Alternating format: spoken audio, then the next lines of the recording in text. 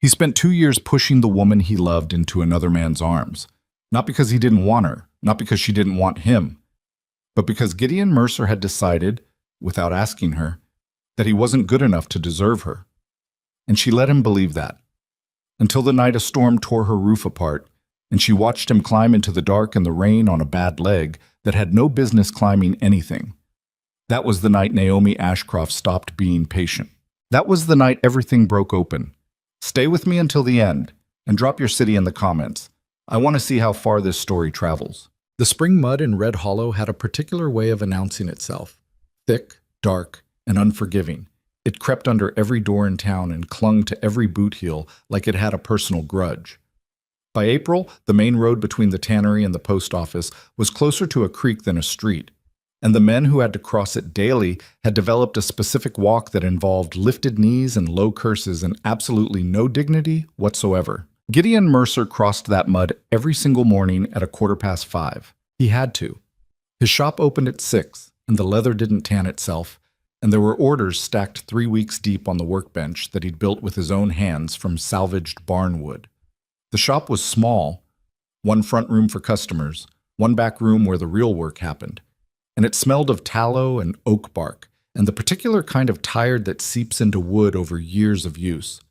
Gideon had been in that shop for 11 years, long enough that the smell had gotten into his clothes and his hair, and probably his dreams, though he would have been the last person to say something like that out loud. He was 48 years old, and he moved like a man who had made a quiet agreement with pain somewhere along the way. The limp was old, older than Red Hollow, older than his time out west, a souvenir from a horse that had decided on one particularly stupid afternoon in his late 20s that it was done being ridden. The leg had healed wrong, or not quite right, or somewhere in between, and now it was just part of him, like his gray-streaked hair and the calluses on his right palm, and the habit he had of going very still when he was thinking hard about something. Most people in Red Hollow had stopped noticing the limp years ago. Most people in Red Hollow had stopped noticing Gideon years ago, if he was being honest, which he usually was, even when it cost him something. He was the kind of man a town relies on without realizing it. The fence at the Henley property got repaired every spring. Nobody quite knew who did it. The ice in front of Mrs. Garfield's steps disappeared before she woke up every cold morning. Nobody thought to ask. Small things, quiet things, the kind of things that didn't make good conversation at the Sunday social, but that kept a community from fraying at the edges.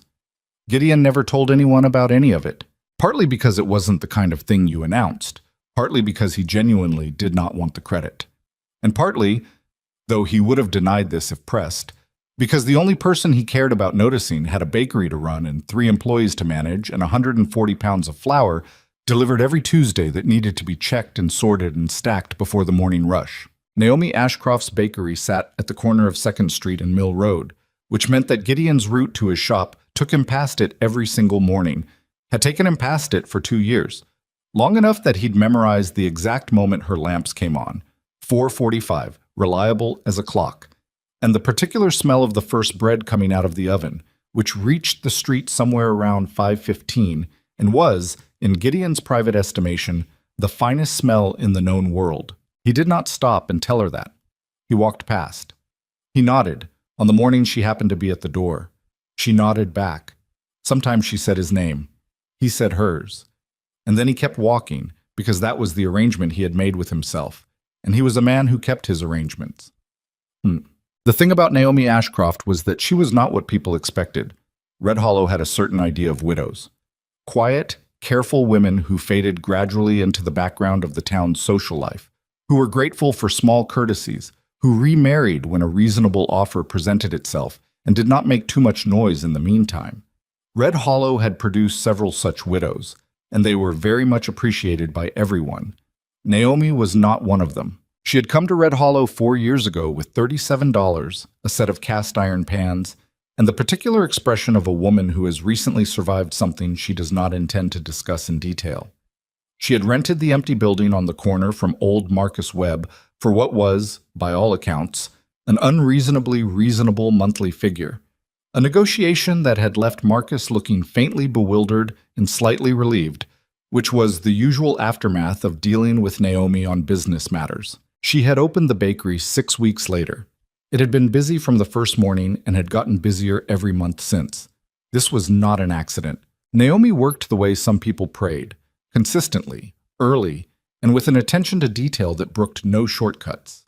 She was 35 years old and had dark hair she usually kept pinned up, and eyes that were a particular shade of brown that shifted in different light, and a mouth that had been described variously as stubborn, direct, and, on one memorable occasion by a traveling salesman who had tried to argue about a price, distressingly non-negotiable.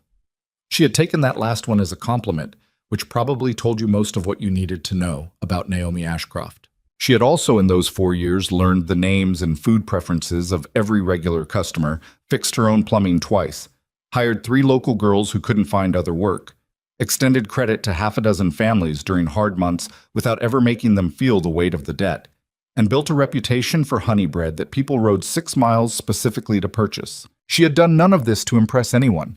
She'd done it because it needed doing, and because she was, at her core, a person who finished what she started. What she had not done in those 4 years was let anyone particularly close. This was also not an accident. The first time Gideon did something that made her actually stop and look at him, really look at him, not just the polite neighbor look she gave most people, was a Tuesday morning in February, 8 months after she'd arrived in Red Hollow.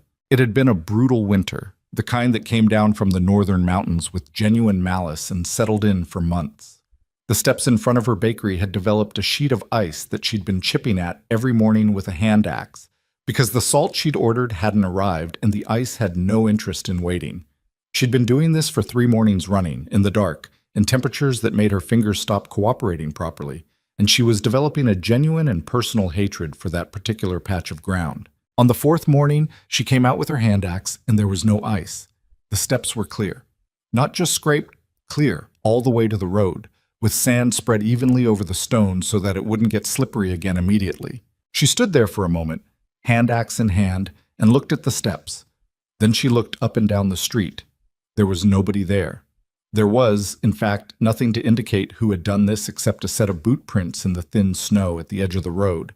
A particular pattern, an uneven gait, right foot landing heavier than the left. She filed that away.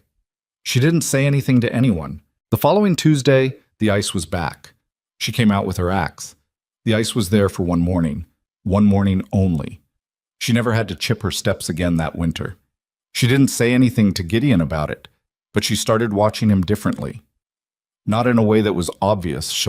Naomi was not an obvious person, but carefully, the way she watched bread in the oven, paying attention to the process of something happening. And what she saw, over the months that followed, was a man who moved through the world like he was trying not to take up too much of it. He was quiet in a way that was different from shy. It wasn't that he didn't have things to say, it was that he seemed to have made some calculation about when talking was useful and come up with a number much lower than most people. He was careful with his hands in the way that people are when their hands are their livelihood. He was unfailingly courteous to the older residents and completely impervious to the social maneuverings of the younger ones, which was unusual in a man his age, and in Naomi's experience indicated either great self-possession or profound obliviousness. She eventually concluded it was the former. She started leaving bread for him on Tuesday mornings. Nothing announced. A small wrapped loaf on the bench outside his shop when she walked past, which she had started doing occasionally for no particular reason she cared to name. He never mentioned it. She never mentioned it. But the wrapping always came back folded neatly and left on the bench, which was not the behavior of someone who hadn't noticed. This was, for a while, the entire nature of their relationship, and they were both too stubborn and too careful to acknowledge that it had become something else. The change in everything, the thing that upset the careful balance they'd constructed, was named Edmund Hale. He arrived in Red Hollow on a Thursday in early March, 2 years after Naomi had opened her bakery, on a horse that was too expensive for a frontier town and wearing a coat that was only slightly less expensive than the horse. He was 32 years old, with the kind of face that made women look twice and made men immediately start listing his probable flaws. And he had come to open the first real bank Red Hollow had managed to attract, which meant the town council met him with the particular enthusiasm usually reserved for rainfall after a long dry spell. His name was Edmund Hale, and within 2 weeks he had had a private conversation with every person of consequence in Red Hollow, given small loans to 3 families who needed them, organized a community meeting about road improvements, and somehow managed to be charming to everyone simultaneously without it seeming calculated, which was, Gideon had to admit privately, a fairly impressive feat. Edmund Hale also, very obviously, had decided that Naomi Ashcroft was the most interesting thing in Red Hollow. Gideon noticed this on the second Saturday of Edmund's residency, when the banker stopped at the bakery not once but twice and lingered both times with the particular focus of a man who has found something he wants to return to. He noticed it, and he felt something drop in his chest like a stone thrown into cold water. And then he made himself go very still inside the way he did when he was thinking hard about something, and he reasoned it through. Edmund Hale was 32. He was established and confident and did not limp when he walked. He had a good income and a respectable profession and a face that caused no difficulties whatsoever. He would give Naomi a stable future. He would probably give her that porch she'd mentioned once, quietly, in passing, that she'd always wanted to have, somewhere to sit in the evenings and watch the light change over the hills. He was, by any reasonable measurement, an excellent option. Gideon was 48. He had a small shop and a bad leg and calluses and a scar on his left forearm from a tanning accident, and the memory of one spectacular rejection burned so deep into him that he could still feel it on cold mornings, which in Red Hollow was most mornings. He smelled of leather and tallow. He had no particular charm and no particular speeches, and nothing much to offer except a quietness that most people didn't have a use for. He made the decision the way he made most decisions, quickly, privately, and with the full weight of his considerable stubbornness behind it. Edmund Hale was going to court Naomi Ashcroft, and Gideon was going to help him do it properly. He wasn't entirely sure, looking back, what he had thought this would feel like. In theory, it had seemed like a sacrifice worth making, giving her something better than he could provide, even at cost to himself. That was the shape of it in his head. Clean, practical. The kind of thing a man did when he was clear-eyed about what he was and wasn't. In practice, it felt like hammering a nail through his own hand every single day. He started small. He mentioned to Edmund, in the casual way of men who had been in town longer, that the bakery on 2nd Street was worth stopping at, that the woman who ran it was sharp and reliable and worth knowing. Edmund needed no particular encouragement, but Gideon provided it anyway. He told him what bread she was proudest of, and what time the morning rush settled down, and that she respected directness more than flattery, which was information he'd spent 2 years carefully accumulating and was now handing off like change across a counter. Edmund listened to all of it and thanked him for it with a smile that was entirely genuine, which somehow made it worse. "She's something, isn't she?" Edmund said, on the 3rd or 4th of these conversations, with the easy confidence of a man who had no particular reason to doubt himself. "She is," Gideon said. He didn't say anything else. He went back to his shop and he worked until 8 o'clock that evening, and he didn't think about it, which was a lie he told himself successfully for about 40 minutes before giving up.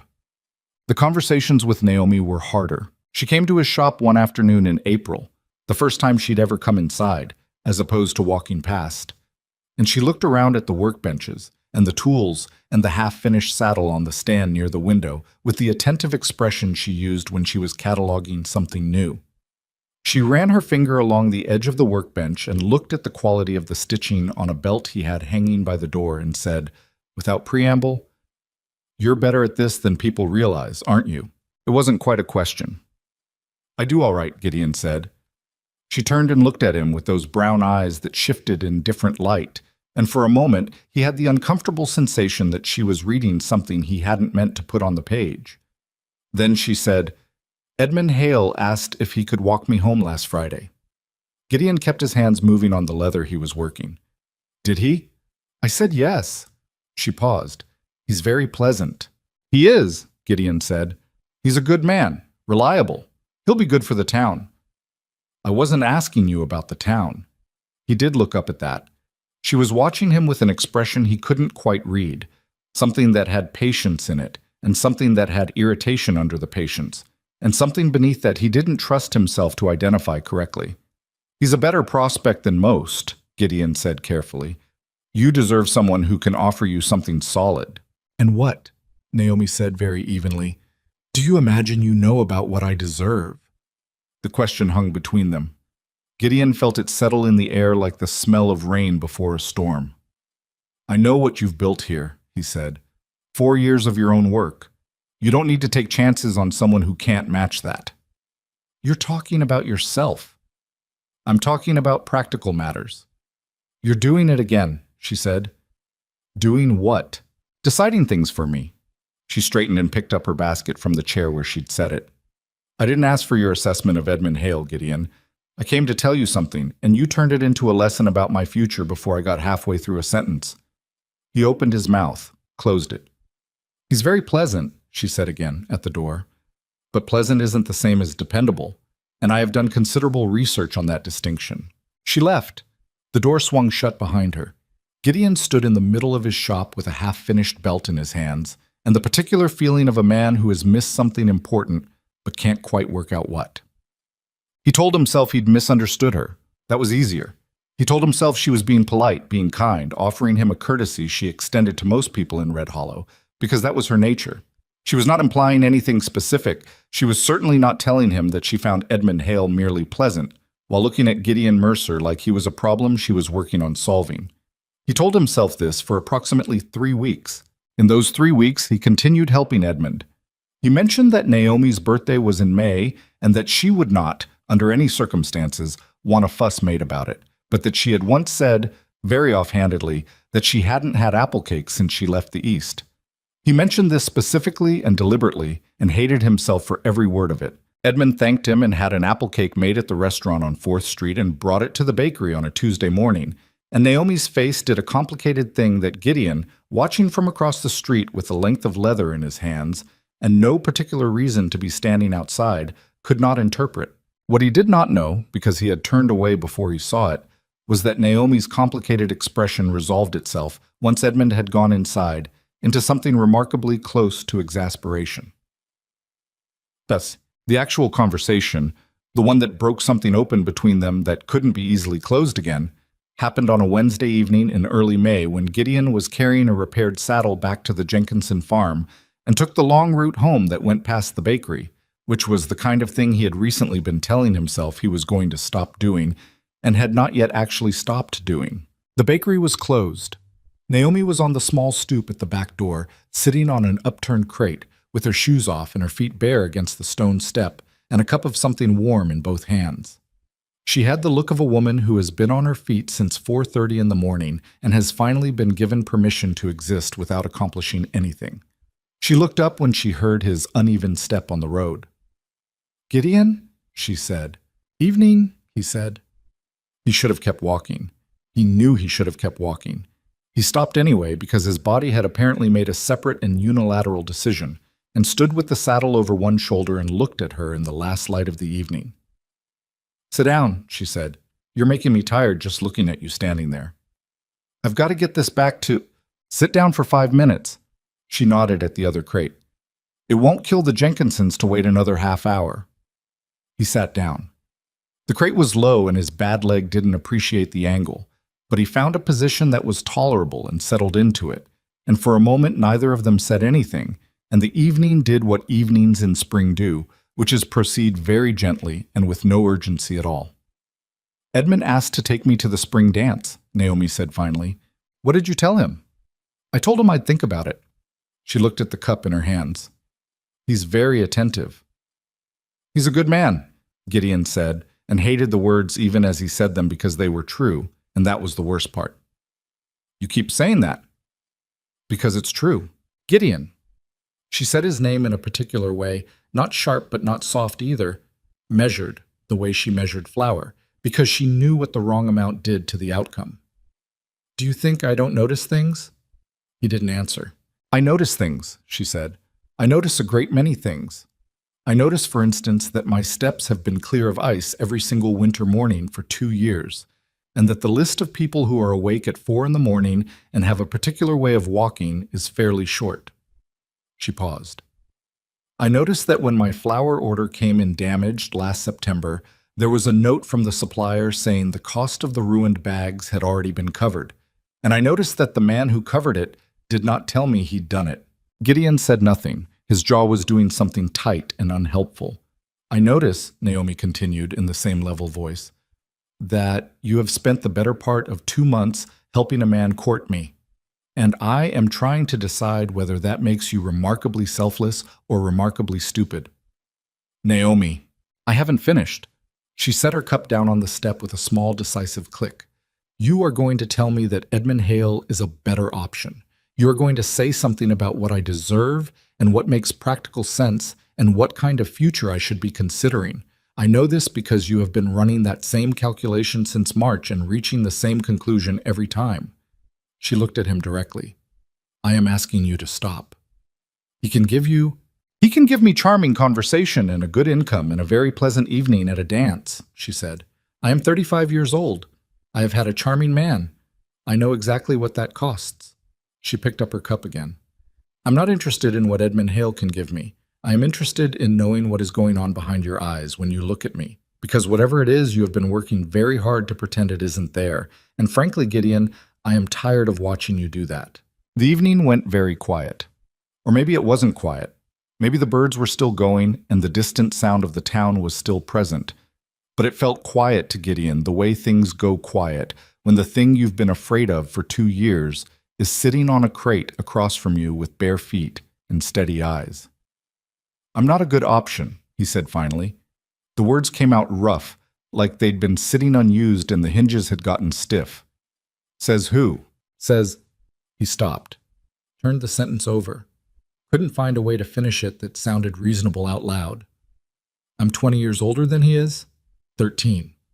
I have a bad leg and a small shop, and I have flour in my hair at 6 in the morning, and I'm sometimes sharp with people before I've had my coffee, and I built an entire life out of nothing because the man I married spent what little we had on prospects that never materialized. She was not angry when she said this. She was remarkably matter-of-fact about it, which somehow made it more serious than anger. I don't need someone with a good income, Gideon. I have one. I built it. What I need... She stopped, reconsidered, took a breath. What I want is someone whose word means something. Someone who does the thing without being asked and doesn't want a speech made about it afterward. She looked at him. You understand what I'm telling you? He did. That was the problem. He understood exactly what she was telling him, and he believed she meant it. And he also believed, with the deep, stubborn certainty of a man who had been wrong before and paid for it at length, that she would eventually understand that she was settling for something less than she deserved. And then he would become the thing she regretted, and he could not become that for her. You'd be taking a chance on someone who might not be what you think he is, he said. Everyone is a chance, she said. That's what a person is. Naomi. Gideon. Her voice had something final in it now, not angry, but finished, the way a door closing sounds different from a door slamming. I am going to the dance with Edmund because you keep pushing me toward it, and I am going to go, and I am going to know what I already know, which is that pleasant is not the same as what I'm looking for. She stood up, bare feet on the stone step, and looked down at him. When you're ready to stop making decisions on my behalf, I'll be right here. She went inside. The door closed behind her. Gideon sat on the crate in the gathering dark for a long time, the saddle across his knees, not going anywhere. He went home. He told himself he had done the right thing. He told himself she was being kind, that what she felt toward him was gratitude and familiarity and the natural warmth of a woman with a generous nature, and that he was reading something into it that wasn't there because he had wanted it to be there for 2 years, and wanting something hard enough could make you see it in places it didn't exist. He'd been wrong before about what a woman wanted from him, spectacularly wrong, in the way of a young man who had believed he was enough, and discovered in one painful afternoon that he wasn't. He'd been 26. He'd spent 22 years making sure he didn't put himself in that position again. He wasn't going to start now. He went back to helping Edmund. He told himself it was the right thing.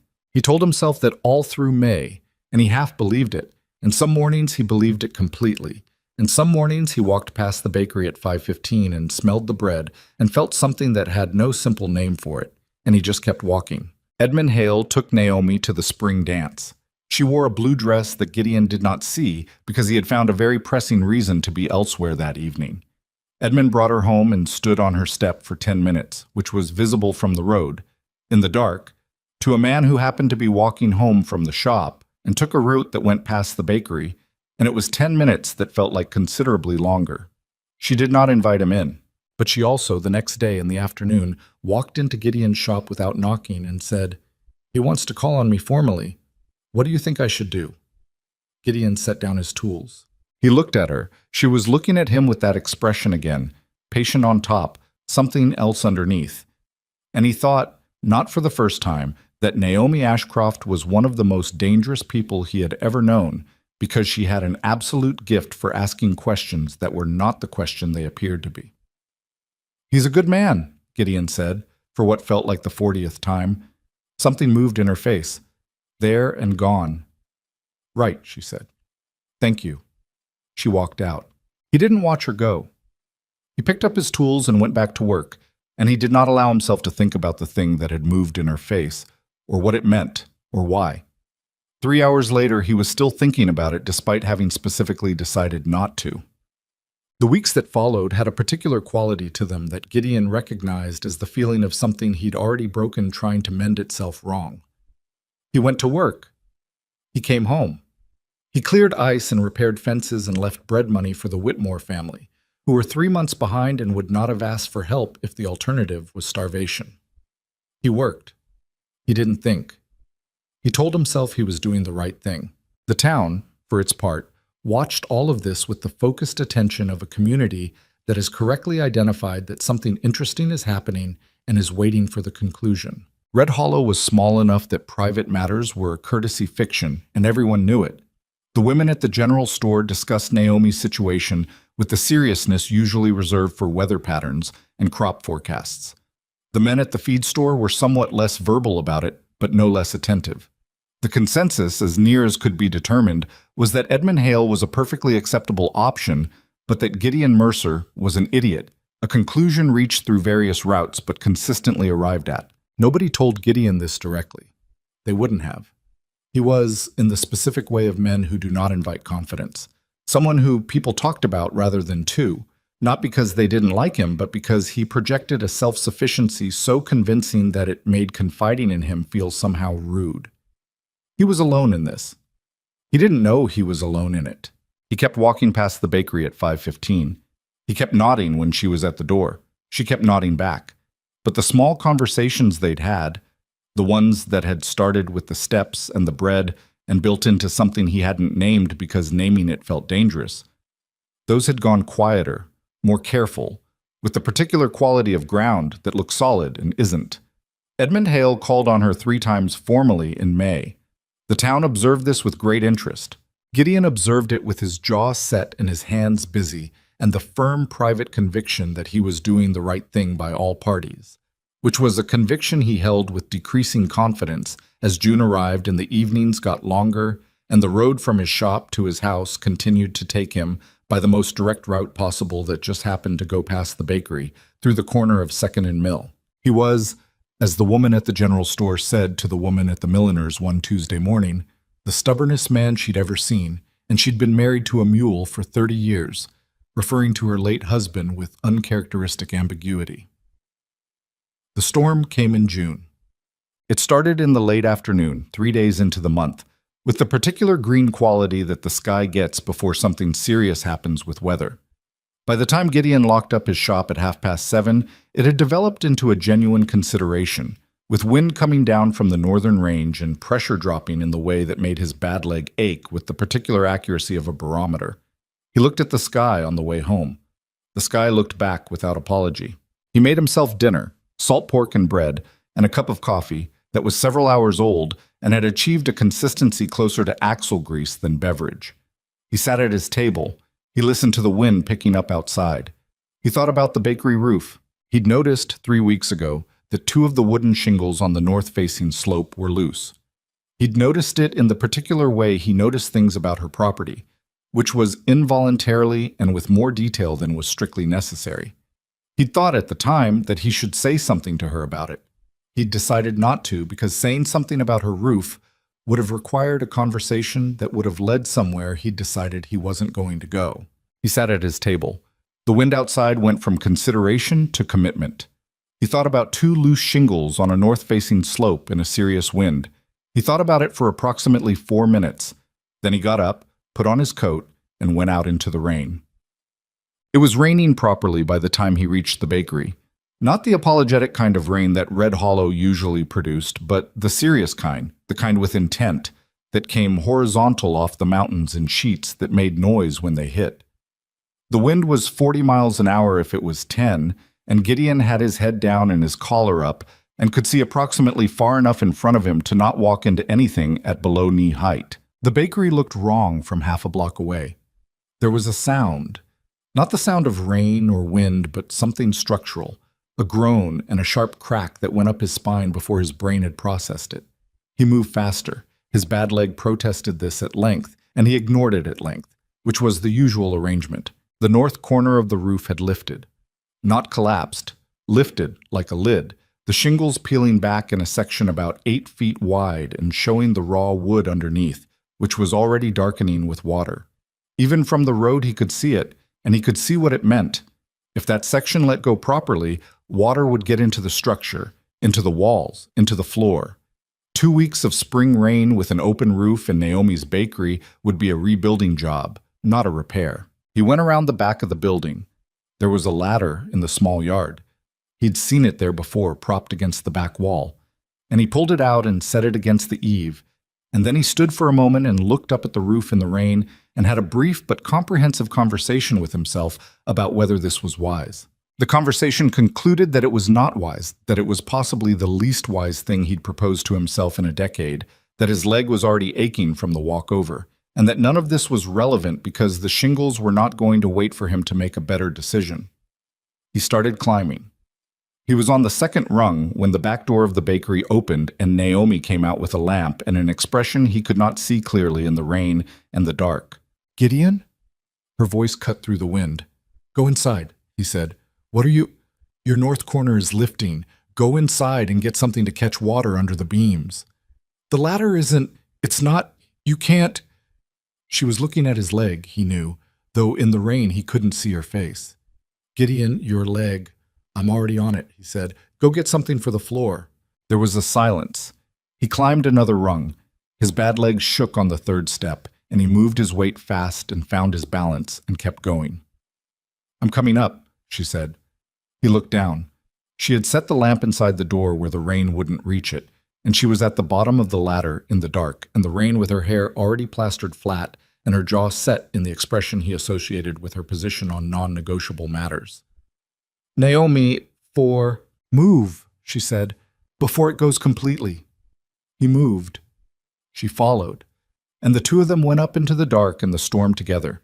Gideon with his bad leg and his hands on the wet wood and his jaw tight against the pane, and Naomi right behind him, steady and unhesitating, because she was that kind of person and had always been that kind of person. And he had just apparently been too busy pushing her toward someone else to let himself believe it. They worked for 4 hours. It was not graceful. It was not quiet. It involved a significant number of words that Naomi had not expected to know and that Gideon had apparently picked up during a decade of frontier life and was deploying under pressure without his usual filter. The lifted section had to be battened down with boards he found in the yard, nailed at angles that made his arms burn, in rain that was actively trying to prevent him from seeing what he was doing. His leg gave out entirely on the 3rd hour, and he sat flat on the roof with his good leg braced and kept working from there, because the alternative was stopping, and stopping wasn't an option. Naomi handed him nails when he needed them. She held sections of board when he needed 2 hands. She made no comments about his leg and did not suggest he come down and did not offer sympathy he hadn't asked for. And all of that was exactly right, in a way he couldn't have explained but felt clearly. At some point it stopped raining. He didn't notice immediately. He became aware of the quiet gradually, the absence of the sound he'd been working against, and he straightened carefully and looked out over the roof at Red Hollow, in the dark, dripping and battered and present. Naomi was beside him, sitting on the ridge with her knees up and her hands on her thighs and her hair hanging straight and wet, and she was looking at him.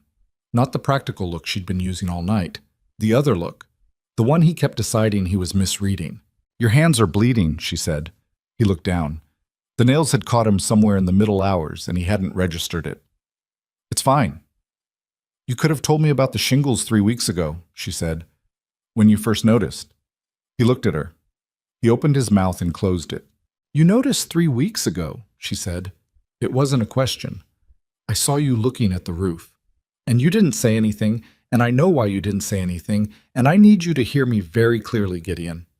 She was very still in the way that still bodies are sometimes more forceful than moving ones. "I am not a woman who needs to be protected from her own feelings. I am not fragile. I am not confused. And I am not—" Her voice didn't change, but there was something in it that was almost fervent now, almost fierce. "I am not settling." He didn't say anything. "You have spent 2 years," she said, "doing more for me than any man I have ever known, and then convincing yourself it doesn't count because you don't think you're the right option. You're deciding that for both of us, and you have been doing it without asking me, and I have been patient about it because I am generally a patient person. But Gideon, I am on a roof in the middle of the night, and I am wet, and I am tired, and I would like you to stop." The dark around them was very quiet. Below, Red Hollow was dark and still, and had no opinion to offer. Gideon looked at his bleeding hands. "I'm not Edmund Hale," he said finally. "No," she said. "You are not." She said it with a completeness that was not unkind. "You are the man who showed up on my roof in a storm, on a bad leg, and worked for 4 hours without being asked. Edmund Hale was asleep." She paused. "I know, because I am quite certain that if Edmund Hale had been awake during this storm, he would have found a way to mention it." Something that was not quite a smile happened at the corner of his mouth. "I'm older than him," Gideon said, because apparently there was still more self-sabotage available. 13 years, Naomi said. "I can count." She stood up, carefully, on the wet roof, and looked down at him sitting with his bad legs stretched out and his hands bleeding and his hair in his eyes, and she said, "You are the most difficult man I have ever tried to care about." The words went into him and settled somewhere past the arguing. "Naomi," he said. "Still right here," she said. "Still waiting." He looked at her on that roof in the dark, wet and tired and utterly certain of herself, and something in him that had been held very still for a very long time moved, finally, without his permission. He didn't say the perfect thing. He didn't say much at all, actually. He said her name again, and she sat back down beside him on the ridge of the roof she owned, and they stayed there in the dark without it needing to be anything more than what it was, which was, in its own quiet way, everything. He walked home at 2 a.m. with bleeding hands and a leg that was going to give him a very thorough review of the night's events for the next several days. The streets were empty and wet and smelled of rain and clean earth, the way they always did after a serious storm. He did not feel triumphant. He did not feel resolved. He felt the way a man feels after 4 hours of hard work in the dark, emptied out and aching and more honest than he usually allowed himself to be. He had not made her any promises. She had not asked him to. They had not made any declarations up there on the roof or drawn any conclusions or determined anything except that they were both wet and it had stopped raining and the shingles would hold until morning. But something had changed. He knew it, and he knew she knew it, and he was going to have to sit with the fact of it, the fact of a woman who knew exactly what she wanted and had decided, for reasons he still couldn't entirely accept, that what she wanted included him, and figure out what a man who had spent 20 years being very careful about exactly this did with that information. He got home. He wrapped his hands. He sat at his table. He thought about a roof in the rain and a woman who had handed him nails without commentary, and the things she'd said. "You are the most difficult man I have ever tried to care about." He sat with it for a long time. Outside, Red Hollow dripped and settled back into the dark, and the night went on the way nights do, without asking anyone's permission, and without making any promises about what the morning would look like. He sat there a while longer. Then he went to bed. He woke up the next morning with his hand stiff and his leg in open rebellion, and the particular clarity that sometimes comes after a night of not quite enough sleep. The kind of clarity that doesn't feel like a gift but functions like one anyway. He lay in bed for a few minutes longer than usual, which was not his habit. He was a man who got up when it was time to get up and didn't spend a lot of time negotiating with the morning. But that day he stayed, looking at the ceiling of his small bedroom with its one crooked beam that he'd been meaning to address for 3 years. And he thought about a wet roof and bleeding hands, and a woman who had said, "I am not settling," like it was the simplest and most obvious thing in the world. He got up. He made coffee. He went to work. Nothing had changed and everything had. And he didn't know what to do with that, so he did what he always did with things he didn't know what to do with. He set them aside and worked, and waited to see what they looked like after some time had passed. The leg was bad that morning. Worse than usual, the kind of bad that required him to move more carefully, and to take the steps down from his front door one at a time with his hand on the railing, which he generally avoided because it felt like conceding something. He conceded it that morning without much argument, because 4 hours on a wet roof at his age was apparently something the body had opinions about, and was going to express those opinions at length. He walked past the bakery at 5:15. The lamp was on. The door was closed against the morning chill. On the step, right at the corner where he would see it without having to look for it, there was a small cloth bundle tied with kitchen twine. He picked it up without stopping, untied it as he walked. Inside was a bread roll, still warm, and his hands had been wrapped last night, but not well, and she had apparently assessed this situation and come to a conclusion about it, because tucked inside the roll, which was absurd and exactly like her, was a folded piece of cotton cut from something clean, with a small tin of salve that smelled of pine resin and something he couldn't identify. He stood in the middle of the road for a moment. Then he put the salve in his pocket and ate the bread and kept walking, and something in his chest was doing something he refused to name before coffee. The town noticed the roof. Red Hollow was small enough that a significant storm followed by visible repairs to a prominent building generated the kind of community attention usually reserved for weddings or fires, and the fact that the repairs had clearly happened in the middle of the night and involved boards nailed at slightly irregular angles and a ladder left propped against the back wall of the bakery was a detail that people absorbed and discussed with great thoroughness. Nobody asked Gideon directly. They asked around him, in the way that towns do, with carefully casual questions deployed in his general direction when he stopped at the general store or the feedlot, and he deflected each one with the economy of a man who has had considerable practice. "Heard the bakery had some roof trouble," Walt Henley said at the store counter, not looking at Gideon, apparently very interested in the coffee he was buying. "Some shingles," Gideon said. "Got fixed fast." "It did." Walt Henley looked at him. Gideon looked at the jar of tobacco he was purchasing.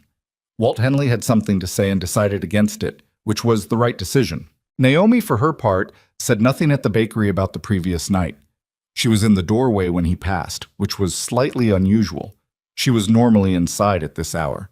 And she looked at his hands when he nodded to her, the same assessment look she'd had in the dark on the roof, checking what needed checking.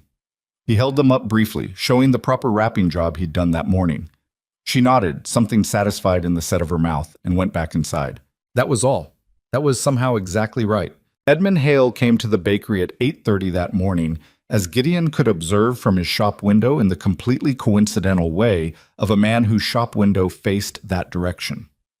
Edmund was attentive and well-dressed and held the door for 2 customers on his way in, which was the kind of gesture that looked automatic because it was, and which indicated good instincts. And Gideon noticed all of this with the feelings of a man watching someone else handle a thing he knows he left behind. Edmund stayed 20 minutes. When he came out, he looked up the street in the direction of Gideon's shop, and for a moment they were looking at each other across the road and the morning, and Edmund gave a small nod that Gideon returned, and then Edmund turned and went toward the bank, and Gideon turned back to his workbench. He picked up his tools. He thought about Naomi's face when she'd said, "Pleasant is not the same as dependable." He worked. It was around this time, the week after the storm, the slow and complicated days following it, that Gideon started to understand properly what Naomi had actually been telling him all along. Not just the words of it, which he'd heard clearly enough and spent considerable energy arguing with, but the thing underneath the words, which was a specific and particular kind of knowledge. She had been married. She had been married to a man who offered things, beautiful things, convincing things, the kind of things that sound like a future when you're listening to them. And she had believed those things, and she had paid for believing them with years of her life and every dollar they'd had, and the specific kind of tiredness that comes from waiting for something that isn't coming. Her husband had been charming. Gideon knew this not because Naomi had said it outright. She didn't talk about her marriage with any frequency. And when she did, it was in the careful language of someone who has put something behind them and is not interested in turning around. But because of the things she didn't say, and the way she watched men who made large gestures, and the very particular expression that crossed her face when Edmund Hale gave one of his easy, confident speeches about the future of Red Hollow. It was not the expression of a woman who was impressed. Gideon thought about this. He thought about it while he worked and while he walked home and while he sat at his table eating dinners that were functional rather than good, which was the usual quality of meals made by a man who views cooking as a problem to be solved rather than an activity to be enjoyed. He thought about what it meant to have learned the difference between a promise and a presence, and how you learned that, and what it cost. He had his own version of that lesson, though shaped differently. His had been quick and clean, the way some wounds are. One afternoon, one conversation, one discovery that the thing he'd been certain of was not certain at all, and had possibly never been. He'd been 26 and certain in the way that 26 can be, and then he wasn't. And he had spent the following 2 decades converting that certainty into caution in the particular way that men do when they decide it's safer to be careful than to be wrong again. What he was starting to see, slowly, with the resistance of a man who doesn't like revising conclusions, was that caution and wisdom were not the same thing, and he had been treating them as if they were. This was not a comfortable realization. He set it aside and kept working.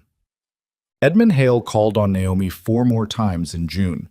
The town observed all 4 visits with the attentiveness it had developed on the subject, and the consensus remained that Edmund was pleasant and reliable and a genuinely fine addition to Red Hollow, and also that something was off, though nobody could say with precision what. What was off, had anyone thought to ask Naomi, was that she was doing something she had not done with her late husband, which was watching very carefully for the gap between what a person said and what a person did. She had not known to do that the first time. She knew now. And what she was seeing with Edmund Hale, who was in most respects an admirable person, was that the gap was not enormous, but it was present and consistent. He talked about the community improvements he was planning. She waited to see which ones materialized. Some did.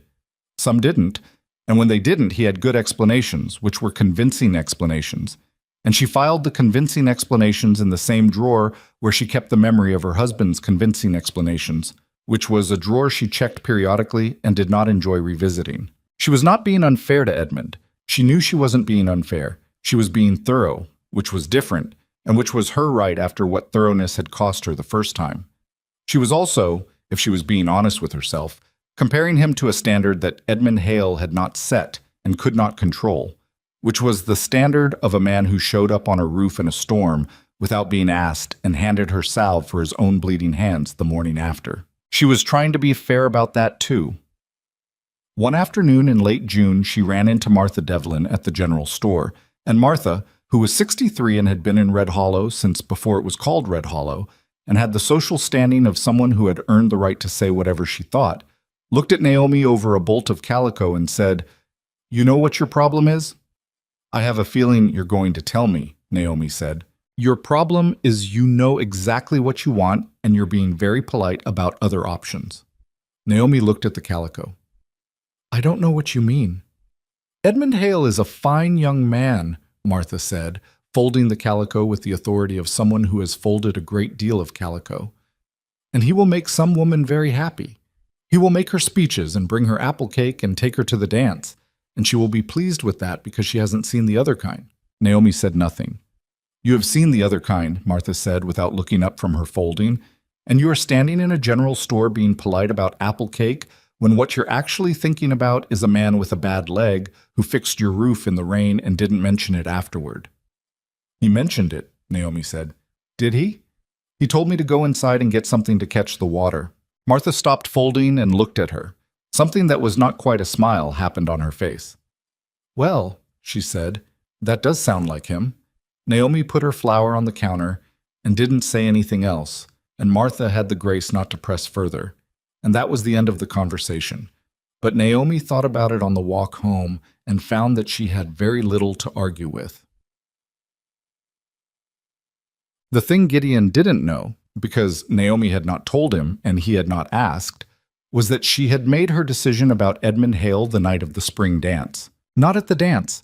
The dance had been fine. Edmund was a good dancer and an attentive companion and had said several things that made her laugh, which she gave full credit for. The dance had been genuinely pleasant. The problem was that pleasant had a ceiling, and she could see the ceiling clearly, and it was lower than she wanted. What had settled it was the walk home. Edmund had walked her back and stood on her step in the dark, and he had said, and he had meant it, she believed he had meant it, that he admired her greatly, that she was unlike any woman he'd met in Red Hollow or anywhere else, and that he hoped she would consider allowing him to call on her more seriously. It was a good speech. It was probably the best speech she'd heard from a man in 10 years. She had thanked him and told him she would think about it, and she had gone inside and stood in the dark of her bakery. The flour smell and the low warmth from the banked oven and the familiar creak of the floorboard she kept meaning to fix.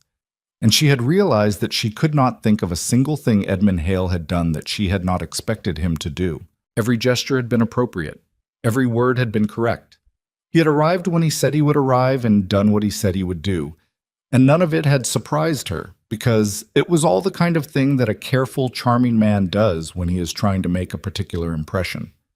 She had stood in her bakery in the dark and thought about what it would feel like to know, with certainty, every evening, that what was coming was exactly what had been promised. And then she had thought about icy steps in February that were clear without explanation, and flour bills covered without announcement, and a man sitting on a crate with a saddle across his knees and his jaw doing something tight and unhelpful when she asked him direct questions. And she understood that she was not interested in certainty of the predictable kind because she had lived with unpredictability before and survived it. And what she wanted was a different thing entirely. She wanted someone who did things she hadn't thought to ask for. She hadn't told Gideon any of this. She had told him that Edmund was persistent. She had watched his face go careful and non-committal, and she had thought, not for the first time, that this man was going to be the absolute end of her patience if he kept this up. It was Gideon's habit, on the last Friday of every month, to check in on the older residents of Red Hollow who had nobody else to check in on them. He didn't announce this. He had been doing it for 6 years, and it was simply part of the structure of the month, the way the flour delivery was part of Tuesday, and the account books were part of Sunday evening. Mrs. Garfield was on the list. Old Pete Sutton, who had been a trapper until his knees gave out and now sat on his porch and maintained strong opinions about weather. The Whitmore family, who weren't old but who were struggling in ways that required practical assistance rather than sympathy.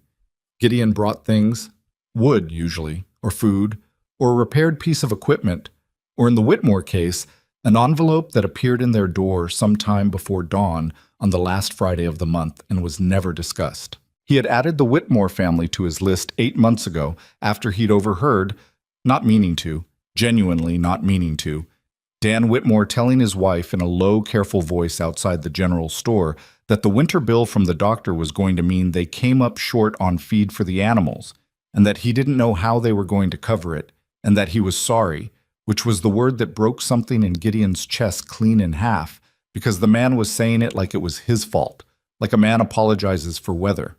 He had not told Naomi about any of this. Naomi found out about the Whitmores on a Tuesday in late June when Clara Whitmore came into the bakery for a half loaf of the cheap bread, the kind that held together rather than tasted like anything, and paid for it with coins that had clearly been counted and recounted several times before leaving the house. Naomi sold her the half loaf.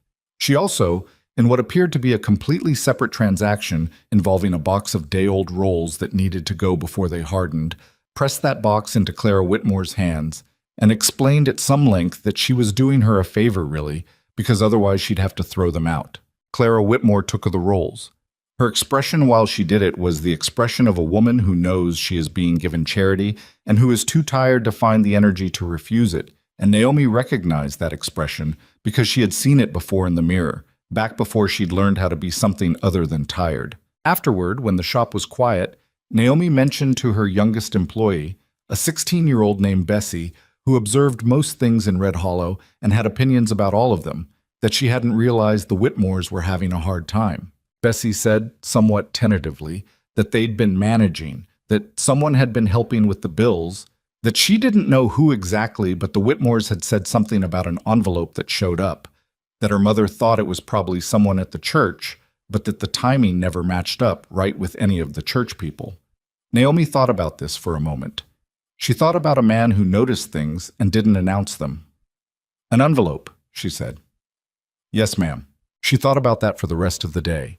She thought about it while she shaped the evening bread, and while she did the accounts, and while she swept the floor, and what she concluded by the time she locked the door was that she was dealing with a man who had built an entire private life of small kindnesses that he didn't intend anyone to see, and that this was either the most genuinely decent thing she had ever encountered, or it was a strategy so subtle it was nearly invisible. And she had spent enough time with Gideon Mercer to know with certainty that it was not a strategy. It was just who he was.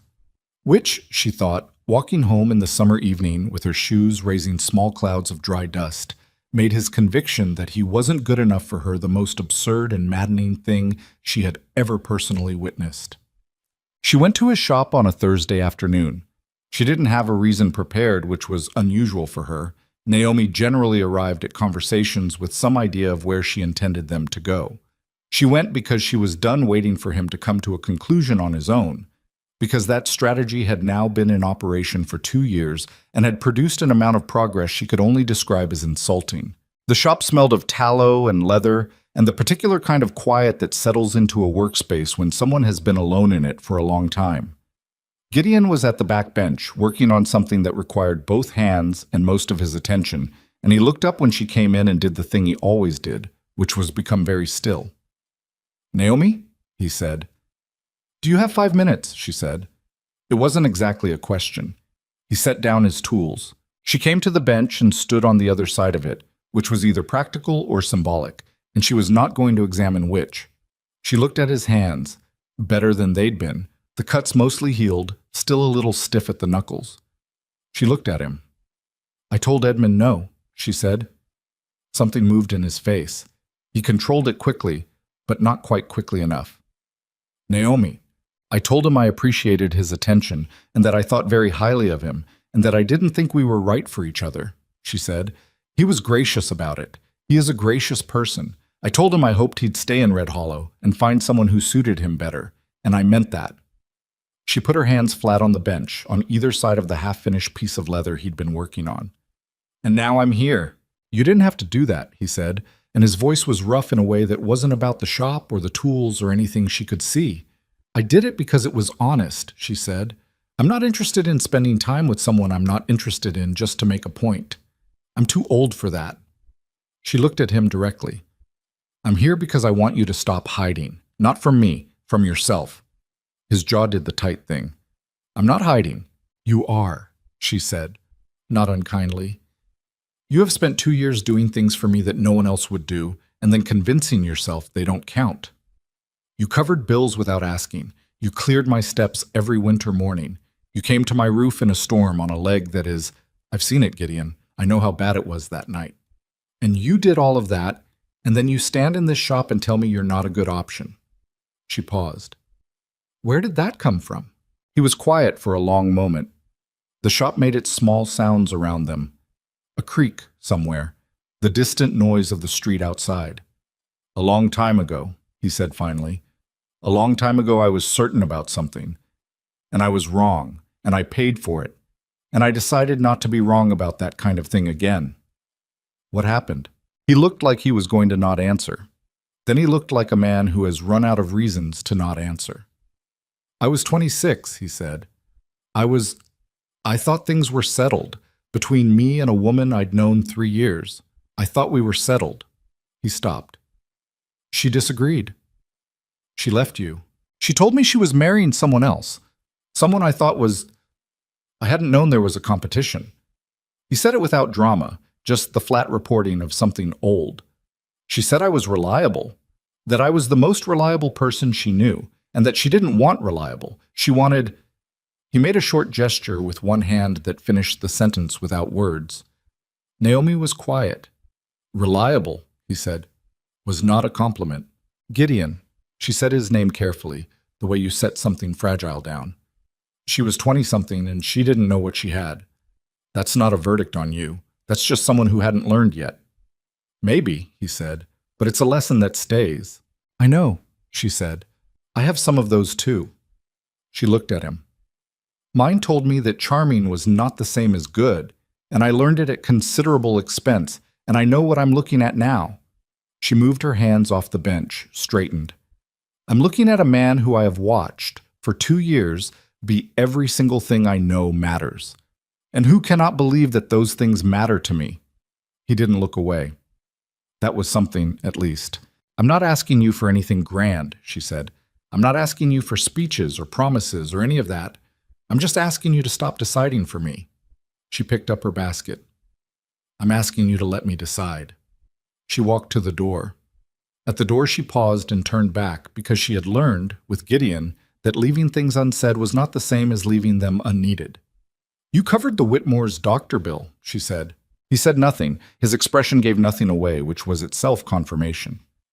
Dan Whitmore came in last week, she said. He didn't say it directly, but he talked around it enough that I understood. She looked at him. You have been quiet about so many things, Gideon. Don't be quiet about this one. She left.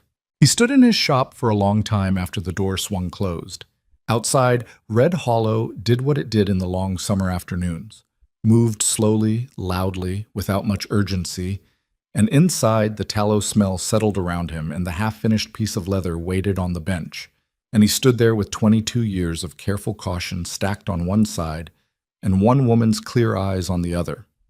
It was not by any measure a balanced scale. He sat down at his bench. He picked up his tools. He worked until dark. He went home. He lay awake for a while looking at the crooked beam in his ceiling and thinking about a woman who had told him in a leather shop in the middle of a Thursday afternoon exactly what she thought and exactly what she wanted and exactly what she was offering, and who had done it without grand gestures or beautiful words, just with the level and unblinking honesty of someone who had learned that honesty was the only currency worth spending. He thought about that.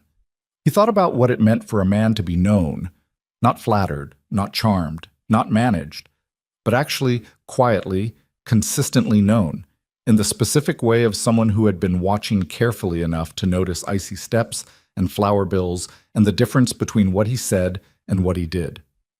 He thought about 22 years. He thought about how long 22 years was to carry something before you set it down. He didn't make any decisions that night. He wasn't ready for that yet. But something that had been very fixed in him was moving, slowly, the way frozen ground moves in spring. Not all at once, not dramatically, but in the particular unstoppable way of things that are finally ready to become something else. He lay there in the dark and let it move. The days that followed Naomi's visit to the shop had a particular texture to them. Not quite tense, not quite resolved, but charged in the way the air gets before weather. Gideon went to work. He passed the bakery. She was at the door some mornings, and not others, and when she was, they exchanged the same nod they always had. But it was a different kind of nod now, loaded with things that had been said and things that hadn't, and they both knew it, and neither of them pushed. He was thinking. She was letting him. That was a kindness he recognized, even if he didn't say so. What he did, in those 10 days between her visit to the shop and the second storm, was something he hadn't done in 22 years. He let himself sit with the possibility that he might not be wrong about her. Not that he was right, not yet, not with any confidence, but that the argument he'd been making against himself was maybe not as airtight as he'd believed. He examined it the way he examined damaged leather, methodically, looking for where the structure was actually failing versus where it only looked like it was. What he found, turning it over in the long evenings at his workbench, was that most of what he knew about his own unworthiness was based on evidence that was 22 years old and sourced from a woman who, as Naomi had said plainly, had not known what she had. He had taken that single verdict and built a courthouse around it and presided over it ever since, and he was beginning to see, slowly, without any particular drama, that the case might not have been as settled as he'd decided it was. This did not make him feel immediately better. It made him feel the specific discomfort of someone who has been wrong about something important for a very long time and is just now reckoning with the size of the wrongness. It was not a comfortable feeling. He worked through it, the way he worked through most things. He also, on the second Friday of the month, left the Whitmore envelope as usual, and this time he stood at their door for a moment longer than usual before going, Not for any particular reason, except that he was starting to notice the things he did that he'd stopped noticing because they'd become so automatic. He was starting to see them the way Naomi apparently saw them, which was as evidence of something. And the something made him uncomfortable, not because it was bad, but because it made her argument harder to dismiss. He went home. He ate his functional dinner. He looked at the crooked beam. He thought, 10 more days. He gave himself 10 more days to think, and at the end of them, he was going to have to either say something or stop expecting her to wait for a man who couldn't get out of his own way. He got 7. The second storm announced itself differently than the first. The first had been urgent and obvious, a night sky that turned the color of an old bruise and wind that told you plainly what was coming. This one was slower, more patient, the kind of storm that builds over 2 days and arrives with more force than you planned for because you'd gotten used to it on the horizon and stopped accounting for how much it was growing. By the 3rd day of July, the sky over the northern range had a color in it that made the old-timers in Red Hollow go quiet in a particular way. Not panicked. They'd seen weather before, but watchful. The barometric drop was significant enough that Gideon's leg, which had been adequately functional for 10 days, began making its case again with renewed conviction sometime around midday. He finished the work he had orders for. He checked the shutters on his shop and the latch on the back door and the roof. His own roof, which was in good condition because he'd replaced the shingles 2 autumns ago and done the job properly. Then he stood at the window of his front room and looked at the sky and thought, involuntarily, about the north-facing slope of the bakery and the boards they'd nailed up in June. They had done a decent job that night. He knew they had. He'd assessed the work in daylight 2 days later, from the road, in the completely incidental way of a man whose route happened to take him past. The boards were holding. The shingles around them had been checked. It was not a permanent repair, but it was a solid temporary one, and a normal storm would not challenge it. This was not shaping up to be a normal storm. By 7 in the evening, the wind had begun and the light had gone the flat gray-yellow color that precedes serious weather, and Red Hollow was doing what frontier towns do before a big storm, which was nail things down and bring animals in and fill every available container with water against the possibility that things would need cleaning up before the supply recovered. Gideon did his own preparations quickly and efficiently and without drama, and then he stood at his window and watched the sky and told himself that the bakery repairs were fine, that he'd done them well, that there was no reason to be standing at his window thinking about a north-facing roof slope. He told himself this for approximately 35 minutes. The wind outside had developed a sound that was not the regular voice of moving air, but something lower and more purposeful, the sound of a substantial amount of pressure doing organized work on everything in its path. He put on his coat. He was not going to think about it. He was going to walk over and look at the roof from the road, make sure the boards were holding, and walk back. That was all. That was a reasonable and practical thing to do, and it was not. He was clear about this with himself. It was not an excuse to be near her because she would probably be inside, sensibly, where a person should be in this kind of weather. He stepped out his front door and the wind immediately demonstrated that it had opinions about where he should be going, which were approximately opposite to his own. He leaned into it and walked. What? He could see from half a block away that something was wrong. Not with the north-facing slope. That repair was holding, which he registered with a distant satisfaction. But with the back section of the roof, the part that faced east, which had not been touched in June because it hadn't needed touching in June. In June, that section had been fine. Tonight, it was not fine. A substantial portion of the original roofing had been partially lifted, and the battens underneath were visible, and the whole thing was moving in the wind in a way that indicated it was working on a decision. He didn't have time to think about whether this was wise. He didn't have time to think about his leg or the ladder or the last time or any of it. He moved around the back of the building, and the yard was already dark and the wind was doing serious work now, and he found the ladder where it had been since June, leaning against the back wall, because Naomi had apparently made the same assessment he had and had it standing ready, and he set it against the eave and put his foot on the first rung. The back door opened. She was already in her coat. She had the lamp in one hand and a hammer in the other, and she looked at him with an expression that was not surprise. "I saw it 20 minutes ago," she said, raising her voice over the wind. "I was going to—" She looked at the ladder, then at him, then at the roof. "How bad is it?" "Bad enough," he said. I need someone to hand me things. I know, she said. There was something very settled in her voice, not calm exactly, but resolved. The voice of a woman who has made her assessment and is done deliberating. She set the lamp inside the door where it wouldn't blow and came to the foot of the ladder. Go, I'm right behind you.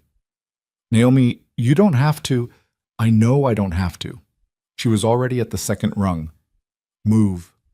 He moved. The east section was worse than it had looked from the road. 3 full sections of shingles had lifted and 2 of them were barely attached, hanging on the edge of coming loose entirely, which would have opened the bakery ceiling to whatever the storm decided to do next. And what the storm was deciding to do was considerable. The wind up on the roof was a different animal than the wind at ground level. It had no manners up there, came from multiple directions simultaneously, and made a sound against the exposed wood that Gideon's body responded to before his brain caught up. Tell me what you need, Naomi said. She was flat against the ridge, her weight distributed the way he'd shown her in June without meaning to teach her anything, and she had the bag of nails he'd had in his coat pocket and the spare boards he'd grabbed from the yard on his way up, and she was watching him with complete focus and no visible panic. Hold that section, he said, pointing, both hands flat on it. Don't let it lift again. She moved. She was fast. He'd noticed that in June too. The economy of her movements when something needed doing, no wasted motion. She had her hands flat on the section and her weight behind it before he'd gotten his tools out. He worked. His hands were remembering this now. The particular problem of hammering at an angle in wind, the way wet wood behaves differently than dry. The need to sink the nail fast before the wood shifted. His leg had voiced its complaints on the climb up and had since gone quiet in the way it sometimes did under serious circumstances, as though the body recognized that there were more pressing concerns and tabled the pain for later review. The first section took 20 minutes. The wind made it 40. Other side, he said. 3 feet over, the one that's half up. She shifted, moved fast. Her hands went flat on the section and she said, this one's further gone than the other. I know. Keep pressure on it. I am keeping pressure on it. More. Gideon, I am keeping as much pressure on it as I have.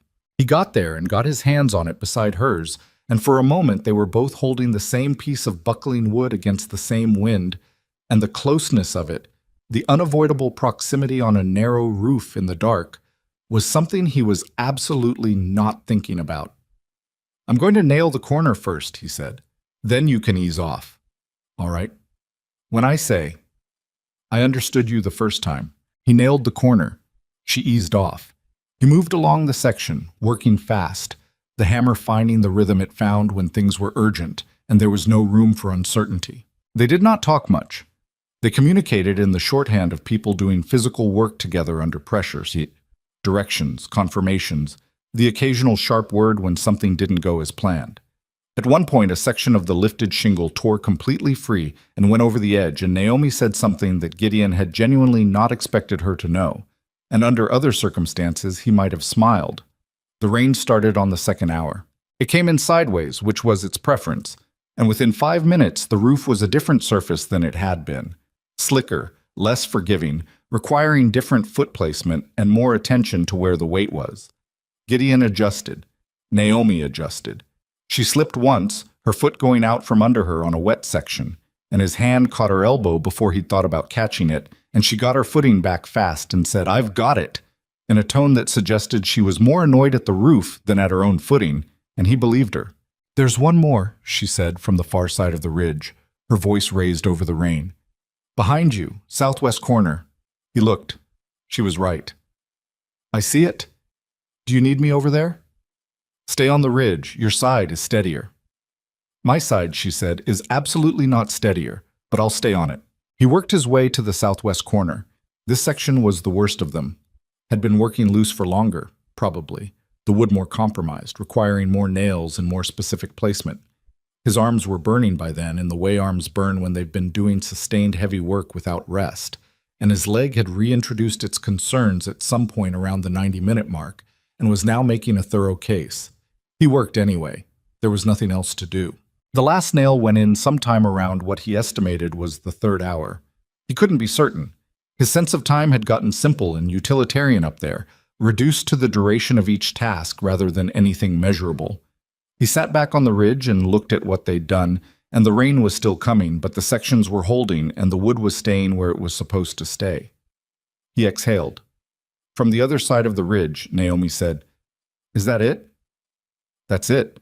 A silence. Then, "My arms are going to complain about this tomorrow." "Yes," he said. "They are." She made a sound that was somewhere between a laugh and a groan. He turned and looked at her across the ridge. Wet, hair plastered flat, hands on her knees, breathing with the particular deliberateness of someone who has been working hard and is now allowing their body to register it. She looked, in the rain and the dark, profoundly real, in a way that polished things never do. She looked up and found him looking at her. Neither of them said anything for a moment. The rain was still falling, but the worst of the wind had moved past. He could feel it, the slight easement of pressure, the storm making its way south and taking its full force with it. What remained was ordinary rain, the aftermath kind which still required a coat but did not require bracing against. "You knew this section was at risk," she said. Not an accusation, an observation. He didn't answer immediately. "You've been watching my roof," she said, "since you fixed the first part, haven't you?"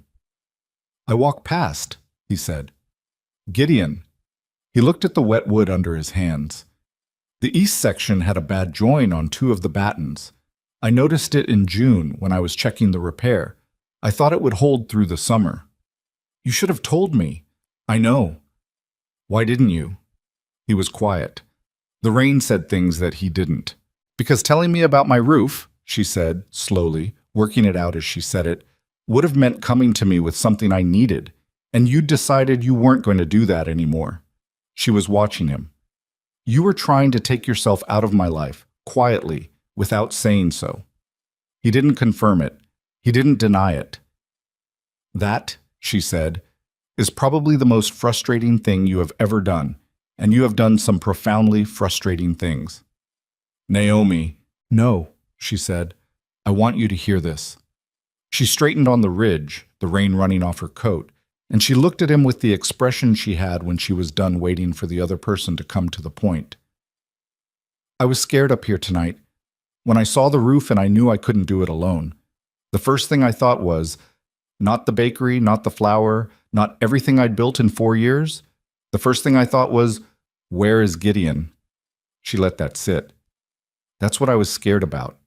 You, not the roof." He was very still. "So you can stop," she said. "You can stop taking yourself out quietly, because I notice every time you do, and it doesn't work, and it just makes me angry, and I don't want to be angry at you." The rain ran down her face, and she didn't wipe it away. "I want to stop being angry at you." "You should be angry at me," he said. His voice was rough and low. "I've spent 2 years." He stopped, started again. "I've made every decision that should have been yours, about what you needed, about what was good enough for you. I decided you deserved someone better, and then I acted on it without asking if that was what you wanted, and that's—" He searched for the right word and found it somewhere it had been waiting. "That was wrong. That was not my right." She looked at him. The rain was quieter now. "No," she said quietly. "It wasn't. I'm sorry for it." Those 3 words, from a man who didn't produce them easily, sat between them with more weight than longer speeches. She nodded. Something in her face went easier, the way a knot releases when the right tension is found. "I know you are." He looked at her. He had been looking at her for 2 years from a careful distance, and sitting on this roof in the rain, he was close enough to see the things the distance had kept unclear. The tiredness around her eyes from 4:30 mornings, the line at the corner of her mouth that came from years of being the one person in the room who was paying attention to everything. The particular quality of her steadiness, which was not the steadiness of someone who didn't feel things, but of someone who had learned to feel things and work at the same time. She was 35 years old, and she had built something from $37 in her own hands, and she had done it without anyone's help and without asking for credit. She had watched him for 2 years with those attentive eyes, and she had not once tried to change him or correct him or make him into something easier, and she had said clearly and more than once exactly what she wanted, which was him. Just him. Not a different version, not a fixed version. Him, bad leg and bad decisions, and 22 years of misplaced caution, and all of it. There was a woman, he said. Not because the moment called for it exactly, but because he understood finally that carrying it alone had cost him 2 years, and he was done paying that particular price. Before Red Hollow, long before. I told you some of it. You told me she chose someone else. She said I was reliable like it was an insult, he said. She said she didn't want reliable. She wanted someone who made her feel... He stopped, looked at the wet wood. I never knew the right word for what she wanted, just that I wasn't it, and I told myself that settled something about what I was, about what I could offer a woman worth offering anything to. Naomi was quiet, listening in the way she listened, which was completely and without filling the space. I should have let that go a long time ago, he said. I know that. I've known it for a while now, if I'm... He almost said honest, but honesty had always been his default, so he said, if I'm clear about it. I've been holding on to it because it was easier than being wrong again. Gideon, she said, and her voice had something in it that was careful and direct at the same time. She was wrong. Not about what she wanted, that's her own business, but about what reliable meant. She was young, and she didn't know yet. A pause. I know exactly what it means and what it costs the person who is, and what it's worth to someone who actually needs it. She held his eyes. And I need it, not because I'm weak, because I've had the other thing and I know the difference. He sat with that. The rain came down gentle now. Just rain, just water, ordinary weather with no malice in it. I don't make speeches, he said. I've noticed. I don't have Edmund Hale's "if you say his name one more time," she said, and there was a tired affection in it that was better than patience. I am going to nail your boot to this roof. Something happened in his chest that he did not have a useful word for. Something cracked open, maybe. Something that had been closed for 22 years and had been working on opening for 2 and had finally found the right combination of rain and exhaustion and a woman with a hammer. Naomi, he said. Still here, she said, still waiting. In the rain, on a roof, which I want you to remember when you tell this story someday. And he laughed. He had not laughed, genuinely, without managing it, in a very long time, and it came out rusty and real and surprised him as much as anything. And across the ridge she was looking at him with an expression that was warm and a little triumphant and entirely unguarded. There he is, she said softly. He looked at her in the rain. He thought about 22 years and 2 years and $37 and an envelope under the Whitmore door and icy steps in February and a woman who had handed him nails without commentary and now sat on a wet roof in the dark, waiting for him to catch up to what she'd already decided. He reached across the ridge. His hand, which had been doing carpentry for 3 hours and had the roughness of 11 years of leather work and the particular stiffness of bad joints in the cold, found hers. She turned her hand over. She held on. That was it. That was all. They sat on the roof in the quieting rain while Red Hollow went about its wet and battered business below them, and it was not a grand moment, and it was not a beautiful moment in the way that beautiful moments are supposed to be beautiful. His leg was giving him a comprehensive report. Her coat was soaked through. They were both going to feel this tomorrow in the specific and physical way of people who have spent hours doing hard things at a height. But she was holding his hand in the rain, and he was letting her, and the something that had been moving in him for 10 days had finally moved all the way through, and what was on the other side of it was quieter and larger than he'd expected. He had spent 22 years being careful. He had spent 2 years being careful about this specific woman, and she had waited with more patience than he deserved and without ever making him feel the debt of it. And she was still here, on a wet roof on a July night, holding his rough and damaged hand like it was not a question at all. They came down the ladder eventually. They had to. There were wet coats and a bakery to check for water damage inside, and a ladder to secure against the wall before the wind picked up again. Practicalities did not pause for rooftop moments, which was something Gideon had always known, and which was, he was realizing, one of the things he loved about the kind of life he'd chosen, that it kept you honest about what mattered by making you deal with it. Inside the bakery, in the lamplight, she checked the floor for water, and he checked the seams around the north section they'd repaired in June, and they were both efficient about it, and neither of them mentioned what had happened on the roof directly, because it didn't need to be mentioned. It was there. In the way they moved in the same space without bumping into each other's work, in the way she handed him the lamp when he needed it without being asked, in the way he told her the northwest seam was dry without her having to walk over to check. When they were done, she put water on the stove for coffee, because it was past midnight and they were both cold and wet and the stove was right there, and she didn't ask him if he wanted coffee, she just put the water on. He sat at the small table in her back room that smelled of flour and warm cast iron and years of early mornings.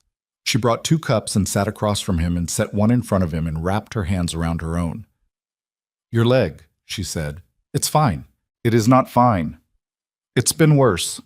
She looked at him over her cup. "Tomorrow," she said, "I'm going to make breakfast, and you're going to eat it sitting down, and your leg is going to have the morning off, and you are not going to argue with me about it." He opened his mouth. "That wasn't a question," she said. He closed his mouth. She had the look she sometimes got, the one that was stern on the surface and something entirely different one layer down, the look that had been driving him to distraction for 2 years without his permission. "All right," he said. She nodded, drank her coffee. Outside the window, Red Hollow dripped steadily into the dark, settling back into itself after the storm. The way places do when the worst has passed and what's left is just ordinary life waiting to be lived.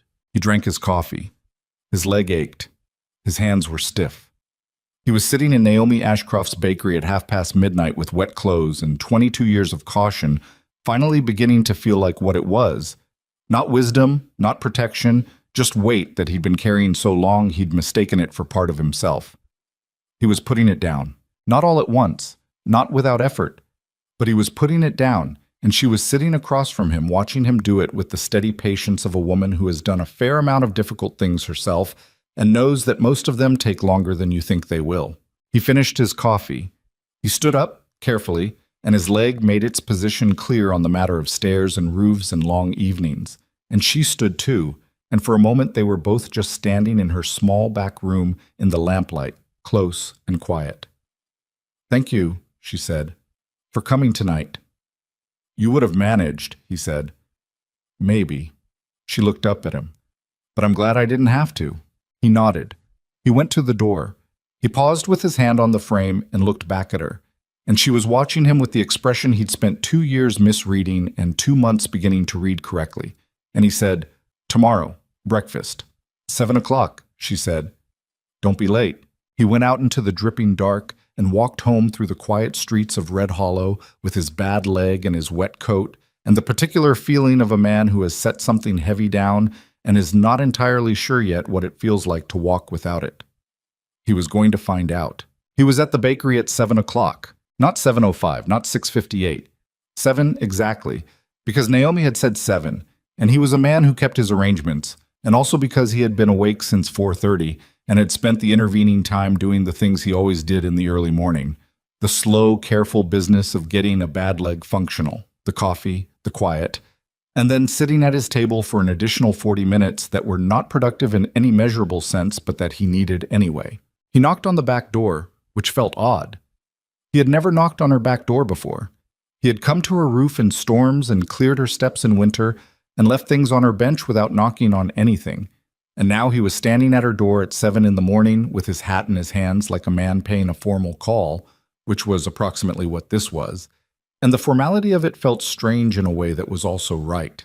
She opened the door in her work apron, flour on her forearm up to the elbow, and looked at him with the expression of a woman who has been up since 4:30 and has accomplished several things since then. "You're exactly on time," she said. "You said 7. "I did." She stepped back to let him in. "The bread's already done. I made eggs." He came inside.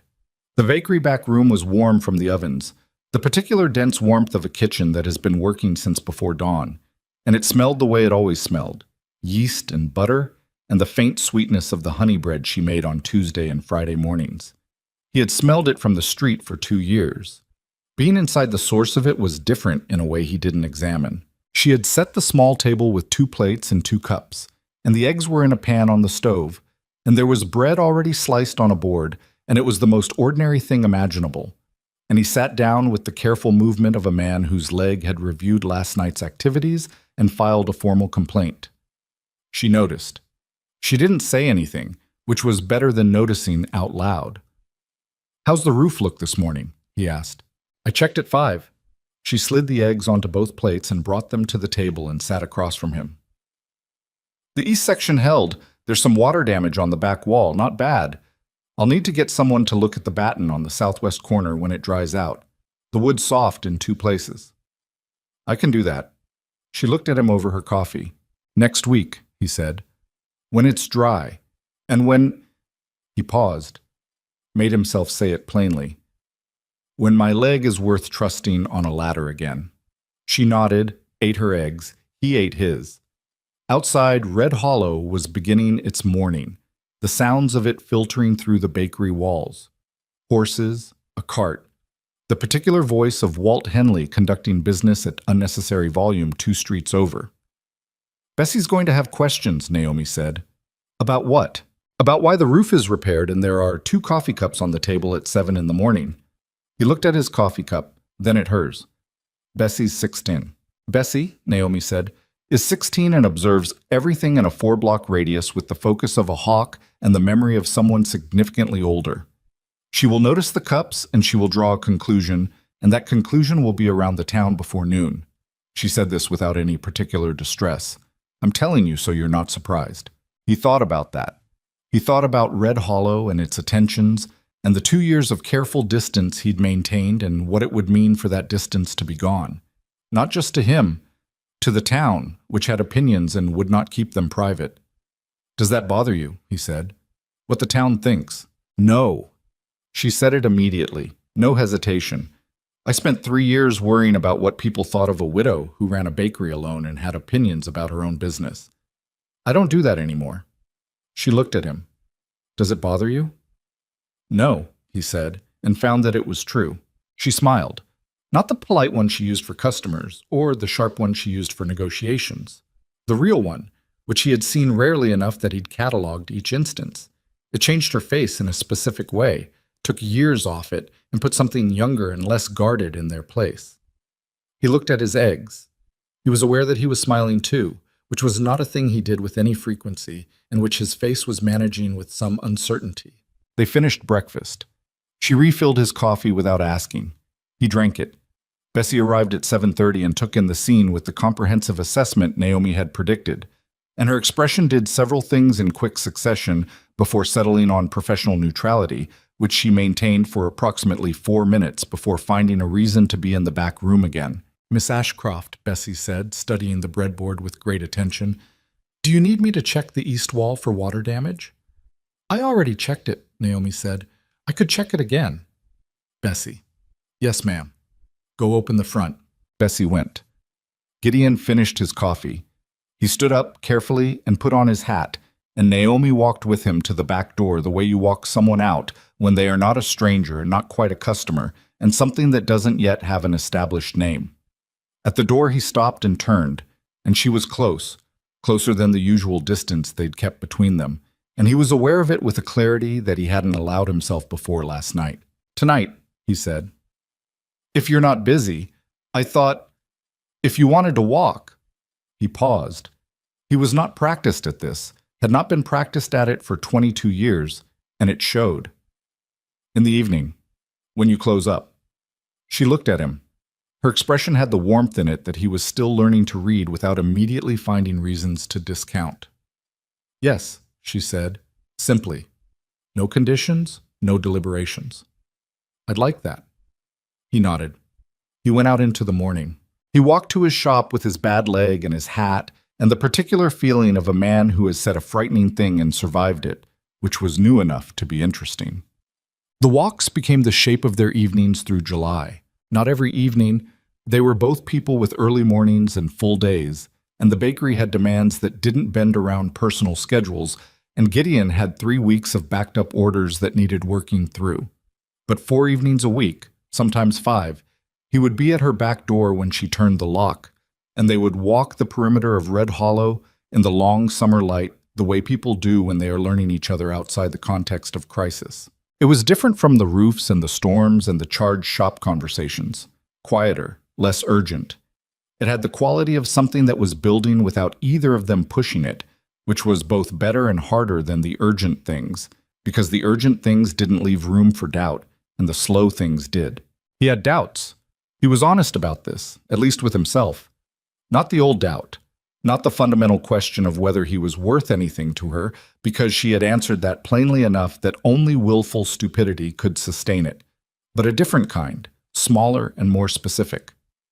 The doubt of a man who had been alone for a very long time and had built a life around that solitude, and was now in the process of admitting another person into it, and finding the process both necessary and profoundly uncomfortable. He was not easy to be with. He knew this.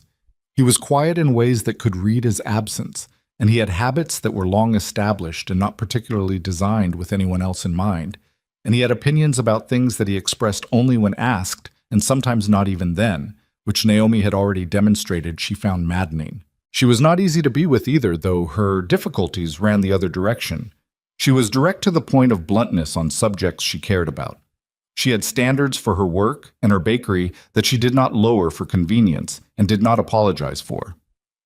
She was sometimes short with people before her second cup of coffee in the morning, and was aware of this and considered it a personal failing but had not yet fixed it. She made decisions quickly and trusted those decisions with a confidence that was usually warranted and occasionally wrong. And on the occasions it was wrong, she absorbed the wrongness and corrected and moved on without extensive self-examination, which was a quality that Gideon found both admirable and, given his own tendencies, almost incomprehensible. They talked on those walks about Red Hollow and the people in it, which they had different perspectives on because his work brought him the men and her work brought her everyone, and the comparison was frequently illuminating. About her late husband, eventually in pieces and over several evenings, not with grief, which had long since done its work and been set aside, but with the particular honesty of someone who has processed something enough to look at it directly. About his life before Red Hollow, which was not a subject he opened easily, but which she waited for with her specific brand of patience that was not passive but active. The patience of someone who is paying attention while they wait. One evening, a Tuesday in late July, they were sitting on the low wall at the edge of the mill road where the hill began, watching the light go off the distant range in the long, drawn-out way of summer evenings, and Naomi said, without preamble, "What do you want, Gideon? Not what you think is reasonable. What do you actually want?" He thought about it. He gave it the same weight he gave problems that required accuracy. "This," he said finally, "what we've been doing." She waited. He stopped, tried again. "I want to not be doing it alone anymore. The life of it. Not the work, not the practical. I don't mean someone to manage things. I mean," he was finding this harder than the roof, which at least had been physical. "I've been alone for a long time, and I told myself it was a preference, and it wasn't. It was just what I'd accepted." She was quiet beside him. The evening did its slow, indifferent thing with the light. "I want what I should have let myself want 2 years ago," he said. "You. Being honest with you. Not making decisions that were yours to make." He looked at the hills. "I want to build the thing, not the grand version, the regular version, the one that holds up." She didn't say anything for a moment. He waited because she had earned the right to think before she answered. "I want someone to come home to," she said. Not romantic exactly, just real, stated the way she stated things. "I've had the bakery for 4 years and it's mine and I love it and it's also the only thing I have, and I don't want it to be the only thing anymore." She looked at her hands, which had flour in the creases even after washing, which was the permanent condition of her hands. "I'm not afraid of being alone. I know how to do that. I'm tired of choosing it because there wasn't anyone worth changing it for." He turned and looked at her. She looked at him. And there was a thing in that look that was past the careful stage, past the reasonable stage, past the stage where either of them was managing the situation. Just two people in the evening light who had arrived, by the longest possible route, at the thing they'd both been circling. He reached out and took her hand. Not the practical grip of two people on a roof. Something else. She looked down at their joined hands with an expression that was not dramatic and not staged, just genuinely, quietly glad, the way a person looks when something they've been patient about finally arrives. "We've wasted a lot of time," he said. 2 years, she said. "Largely your fault." "Largely," he agreed. "Entirely." Naomi. She squeezed his hand. Entirely. And I'm not letting you negotiate it down.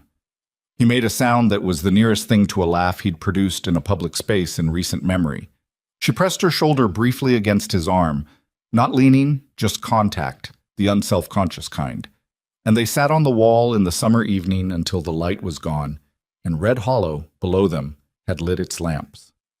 He told her about Margaret on a Wednesday evening in August, which was something he had not intended to do and which happened anyway because Naomi had asked him a specific question and he had decided, sitting beside her on the low wall that had become their usual place, that he was done with the version of himself that answered carefully. Margaret had been 24 and he had been 26, and he had believed in the specific and unshakable way of young men who have decided something, that they were going to be married. He had not asked her yet. He had been saving, building toward the asking, planning the way he planned everything.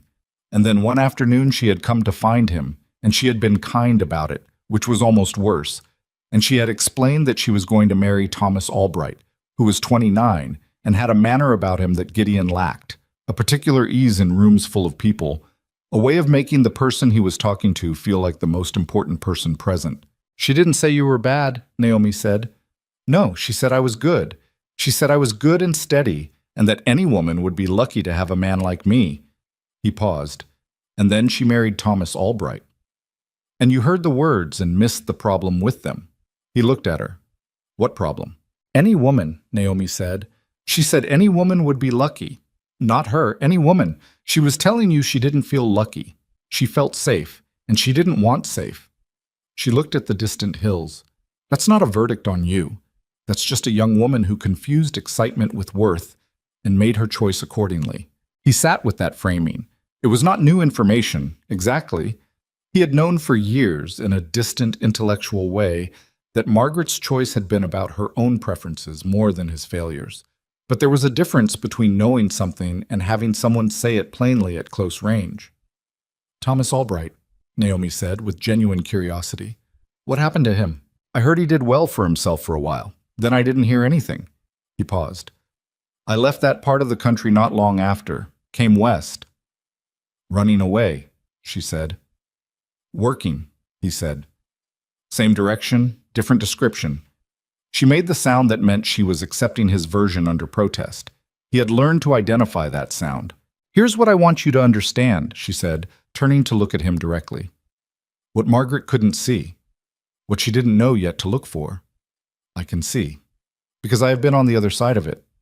I married the man with the manner, the one who made everyone feel important when he walked in.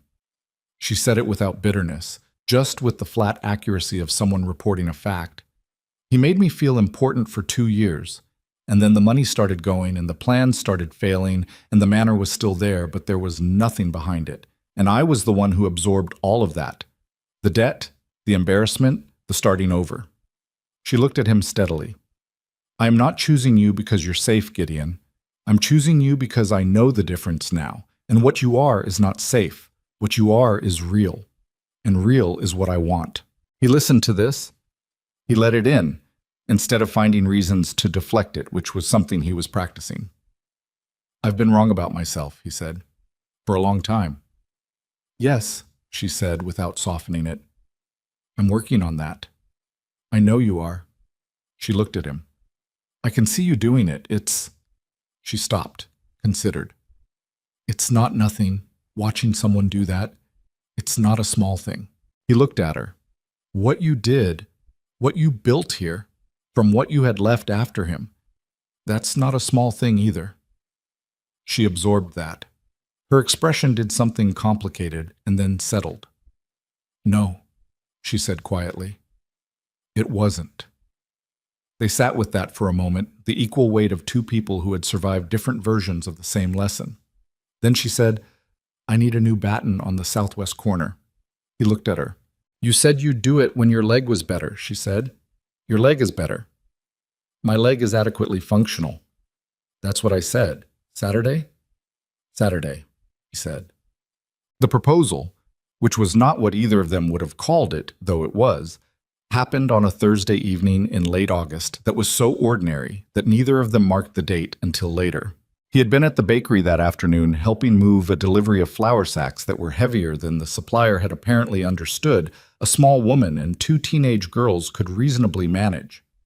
This had been a practical visit, not a planned one, and it had extended into the early evening because moving flour led to reorganizing the storage, and reorganizing the storage revealed that the shelf brackets on the far wall had pulled loose, and Gideon had the tools in his coat, and Naomi had the opinions about where the shelves should end up, and they had spent 90 minutes in fairly productive disagreement about bracket placement and shelf height and the logical arrangement of dry goods.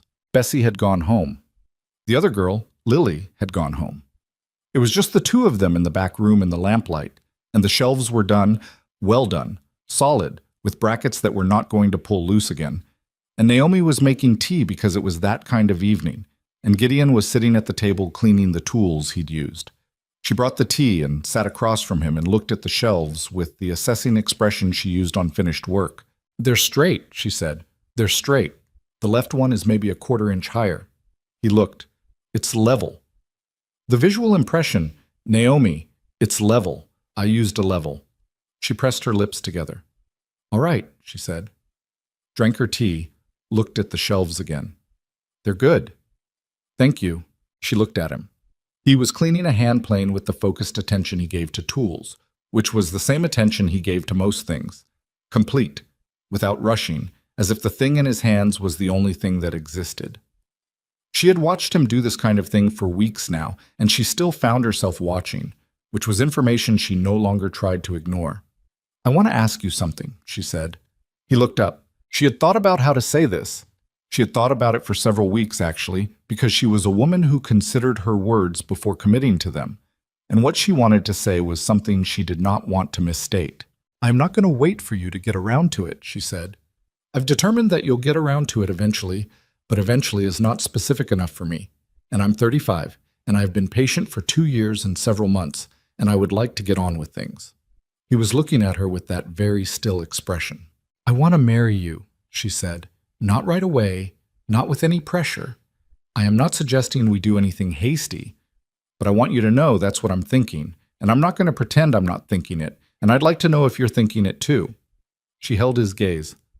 "And before you start listing the reasons you're not good enough, I will point to those shelves and invite you to reconsider." He was quiet for a long moment. Not the closed kind of quiet, the thinking kind. "I'm 48 years old," he said. "I know how old you are. I have a bad leg and a small shop. Gideon, I'm not saying it like a problem," he said, and his voice was different. Not rough, not defensive, but careful in a new way, the way of someone handling something they don't want to break. "I'm saying it because I need to say what's true out loud, in front of you, and have it not be a reason to stop." He set down the hand plane. "I have a bad leg and a small shop, and I'm bad at talking in the mornings before coffee, and I make the same meal for dinner 4 times a week, because I have not developed strong opinions about food. Salt pork," she said. "Mainly salt pork," he confirmed. "I have been alone for 22 years, and I have habits that go with that, and I'm not going to pretend the habits aren't there. I'm not the same as what you had when you were 25 and starting out. I cannot offer you." He stopped, started again. "What I can offer you is every bit of what I have, which is not nothing, but it is not. Gideon." Her voice had the quality it got when she'd heard enough. "What you have is the only thing I want. I don't need you to be 25. I've been 25. I need you to be exactly this. This specific person at this table who fixed my roof in a storm and fixed my shelves on a Thursday and has been covering the Whitmore bills for 8 months without telling anyone." She leaned forward slightly and her eyes were absolutely clear. "You are the most decent man I have ever known, and you have spent 22 years being ashamed of it. I'm asking you to stop." He looked at her for a long moment. "I've been wrong," he said. Not the careful phrasing from before, the managed admission, just the plain statement of it. "About what I'm worth. I've been wrong, and I've known it longer than I've admitted, and I have made your life harder because of it, and I am—" He paused on the word and said it anyway, because he owed it. "I'm sorry for it." "I know," she said quietly. "I want to be what you're saying I am," he said. "I'm not sure I know how." "You already are," she said. "You just have to believe it." He looked at the woman across the table from him. Flour in the creases of her hands, lamplight on her face, tea going cold in her cup, entirely and unhurriedly herself, and something in him that had been tight for 22 years let go so completely that he felt it physically, like tension leaving a held muscle. "Yes," he said. She blinked. "Yes, what? To what you asked?" He held her eyes. "I'm thinking it too. I've been thinking it longer than I've said." Her face did the thing it did when she was genuinely moved and was deciding whether to show it. She showed it. It was not dramatic, she was not a dramatic person, but it was entirely real, and he was learning that entirely real was worth more than he'd previously accounted for. "All right then," she said, and her voice was only slightly unsteady. "Good. Good," he said.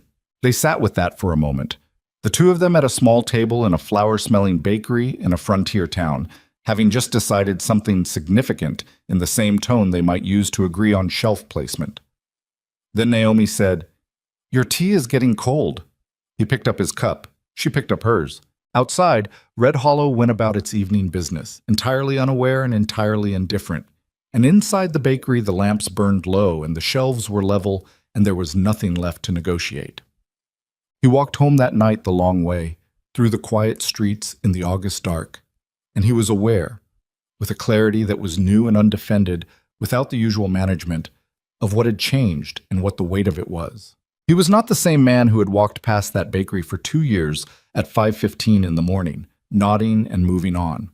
That man had known exactly what he was and what he wasn't, and the knowing had been the walls, and the walls had been, he could admit it now, on a quiet street in the dark. The walls had been chosen, not built by circumstance, chosen, because certain things inside walls do not have to be risked. He had been wrong about himself. He had been wrong for 22 years with the specific stubbornness of a man who mistakes caution for wisdom. And a woman in a flower apron with level eyes and no patience for his misassessments had walked into his shop and his evenings and his rooftops and had simply refused month after month to agree with his conclusions about himself. He thought about what it meant to be known by someone who had looked at all of it, the bad leg, the old wound, the 22 years of managed distance, and had said, yes, this. Specifically, this. He reached his front door. He stood for a moment. He thought about a porch. He had heard her mention it once, months ago, barely in passing, that she'd always wanted somewhere to sit in the evenings and watch the light change, and that 2 people had promised her that porch, and neither had built it. She had said it the way she said things she'd given up expecting, matter-of-fact and without self-pity, and he had filed it the way he filed everything she said, without meaning to. He stood at his door in the August dark and thought about a porch. He went inside. He sat at his table.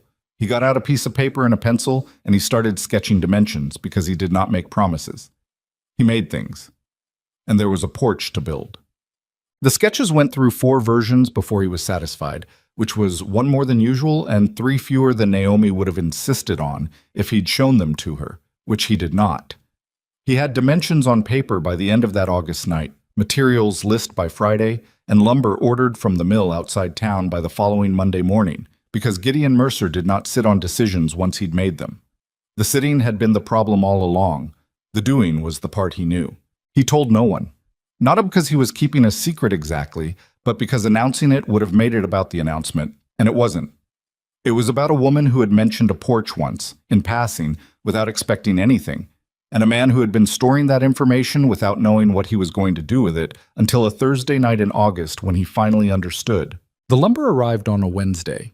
He stacked it in his yard to season for a week, which was proper practice, and which also gave him time to finish the outstanding orders on his bench without leaving his customers waiting, because that was not the kind of man he was. He worked through the week.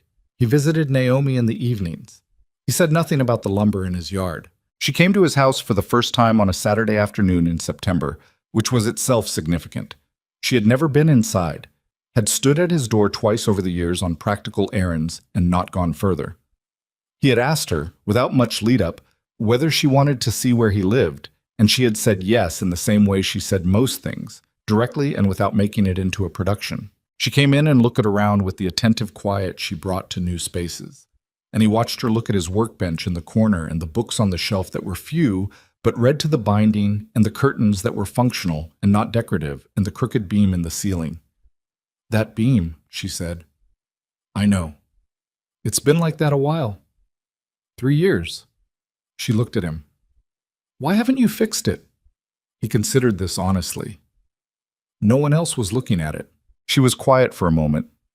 I'm looking at it. I know, he said. I'll fix it. She moved through the small house without comment, which was its own kind of comment. She had the quality, when she was assessing something, of becoming very focused and very still. And he had learned that the stillness meant she was deciding what she thought rather than managing what she expressed. She stopped at the back window that looked out onto the yard where the lumber was stacked under oilcloth. What's the wood for? She said. Project, he said. She turned and looked at him. He kept his expression even, which took some effort. What kind of project? She said. The kind that's not finished yet. She studied him for a moment with the look she used when she suspected she was being deliberately insufficient information. Then she let it go, which surprised him, and went back to looking at the yard. It's a good yard, she said. There's room for a garden on the south side. He looked at the south side. I don't garden. I know, she said. I do. He stood with the weight of that sentence, the easy and complete way she had dropped it, and understood that she was doing what she did, not making grand pronouncements, just stating things that were true and letting them settle. There's room, he said. There is, she agreed. They married in October. It was not a large ceremony because neither of them wanted a large ceremony, and the town, to its credit, recognized this and contained its enthusiasm to the appropriate scope. Martha Devlin cried, which she denied afterward with great conviction. Walt Henley shook Gideon's hand for a long time without saying anything, which was its own kind of speech. Bessie managed the bakery on her own for the first time and was, by all accounts, completely competent, a fact she received with the composed satisfaction of someone who had known this would be the case. Edmund Hale attended. He had been told the news by the general mechanism of Red Hollow's information systems, which is to say, by everyone simultaneously, and he had responded with the genuine graciousness that was, Naomi had always maintained, his most reliable quality. He shook Gideon's hand and said he hoped they'd be very happy, and he meant it, and Gideon thanked him and meant that too, and it was one of those adult moments that is almost entirely decent and only slightly complicated and which both parties navigate without making it worse. Edmund left Red Hollow 3 months later, which the town discussed at some length before concluding that he'd always been better suited to somewhere larger, and which Gideon marked only in the sense that a man marks the resolution of something that has been pending. The wedding itself was a morning affair. Naomi had a bakery to run, which did not pause for personal milestones, and it was simple and honest and real in the particular way of things that aren't trying to be more than they are. She wore her best dress, which was dark blue and practical and suited her. He wore his good coat, which he'd had cleaned for the occasion, and which fit him the way it always had, without ceremony. They said what needed to be said in front of the people who mattered, and then ate the bread Naomi had made herself that morning, because of course she had, because she was that kind of person. Afterward, walking back to the house that was now both of theirs, she said, Your coat has a loose button. He looked down. I know. I'll fix it tonight. You don't have to... Gideon, the voice. I'll fix it tonight. He stopped arguing because he had learned over the preceding weeks when the thing was decided. They walked home in the October light, and it was not a grand moment, and it was not a beautiful moment in the staged sense, and his leg was giving its usual commentary on the cobblestones, and she was already thinking about tomorrow's flower order, he could tell by the expression, and none of that was wrong. All of it was right in the specific way that right things are, not perfect, just real and present and his. He started the porch the following week. He had the materials, the plans, the time, the backed-up orders were caught up. The new system he'd worked out with a part-time assistant was handling the shop 4 mornings a week, and his leg was in one of its cooperative phases that he'd learned not to trust entirely, but to use while it lasted. He started on a Monday morning, and he worked steadily, without rushing, which was his way with everything that mattered. Naomi asked about it once, early in the week. She came around the side of the house in the afternoon and found him setting the foundation posts, and she stood watching with her arms crossed and her head slightly tilted, the way she watched things she was trying to understand. What are you building? She said. He straightened, looked at the posts, looked at her. You mentioned a porch, he said, a while back. You said 2 people promised you one. She was very still. I'm not promising it, he said. I'm building it. She looked at the posts and then at him and then at the posts again. When she looked back at him, her face had the expression, not the professional one, not the customer one, not the managing a situation one, the one he'd first seen on a bakery stoop with bare feet and a coffee cup, the one that was entirely unmanaged and entirely hers. Gideon, she said. Her voice was not quite steady. Go back inside, he said gently. I'll be in before dark. She stood there for another moment. Then she turned and went back inside, and he turned back to his posts, and if she stood at the kitchen window for a while after that, neither of them mentioned it. The porch took 3 weeks. It was not the fastest build he'd ever done, and not the most technically demanding, but he gave it the same attention he gave everything. The joinery was tight, the boards were level, the railing was solid enough to lean on without testing it every time, which was how he assessed all structural work. He added a slight overhang at the front that would keep the rain off in bad weather because he'd thought about where it faced and what the prevailing weather came from. He thought about the 2 chairs they'd need eventually and left the right spacing for them. He did not tell her these things. She would see them. She saw them on a Friday afternoon when he came in and said simply, "It's done." She went out and walked the length of it and stood at the railing and looked at the hills in the distance and the way the evening light was coming off them, which was exactly the view he had positioned it for, because she had said once, on one of their Tuesday evening walks, that the light off the hills at this hour was the thing she liked best about Red Hollow that nobody else seemed to notice. He had noticed. She stood there for a while. He stood behind her, hands in his pockets, not saying anything, because it didn't need anything said. The overhang, she said finally. Rain comes from the northwest, he said. She put her hand on the railing, tested it, looked at the horizon. 2 people promised me a porch, she said, mostly to herself. 2 men, at 2 different times, and it seemed like such a simple thing, and neither of them... She stopped. Neither of them ever picked up a hammer. I know, he said. She turned around and looked at him, and her eyes were doing the thing they did sometimes. Not crying, just full of something that didn't have a clean category. He had learned not to look away when she looked at him like that, even though his instinct was still, sometimes, to find a reason to. You didn't promise it, she said. No. You just built it. That's generally how it goes, he said. She looked at him for a long moment. Then she crossed the 3 feet between them and put her arms around him, which she had done before, but not quite like this. Not with the specific weight of someone setting something down, the relief of it, the finality. He put his arms around her and she pressed her face against his shoulder and they stood on the new porch in the Friday evening light, and he was aware, clearly and without any of the usual management, that this was the thing, this specific moment, this specific person, this porch that he had built not to impress anyone, but because she had wanted it, and he had the means to give it to her, and that was reason enough. After a while, she said into his shoulder, It needs chairs. I know, he said. 2 of them, facing the hills. I was thinking the same thing. She pulled back and looked up at him. When? Next week, he said. Maybe the week after. I have a saddle order. The saddle order can wait. Mrs. Kellerman has been waiting 3 weeks. Gideon! The voice. But there was something in it that was not quite serious, the edge that meant she was arguing on principle rather than conviction. 2 weeks, he said. I'll have the chairs done in 2 weeks. She considered this, nodded. All right, she said, 2 weeks. He built the chairs in 10 days. What Gideon Mercer understood in the years that followed was something he could not have told you at 26 or even 46, but which had become, somewhere between the roofs and the storms and the flower-smelling mornings, as plain to him as the grain of good leather. Worth is not a fixed thing. He had believed that the verdict on him was entered early and final, the way some men believe in things that relieve them of having to keep looking. It was easier, in a way, to have been decided. To know the shape of yourself and stay inside it and not risk finding out you'd been wrong.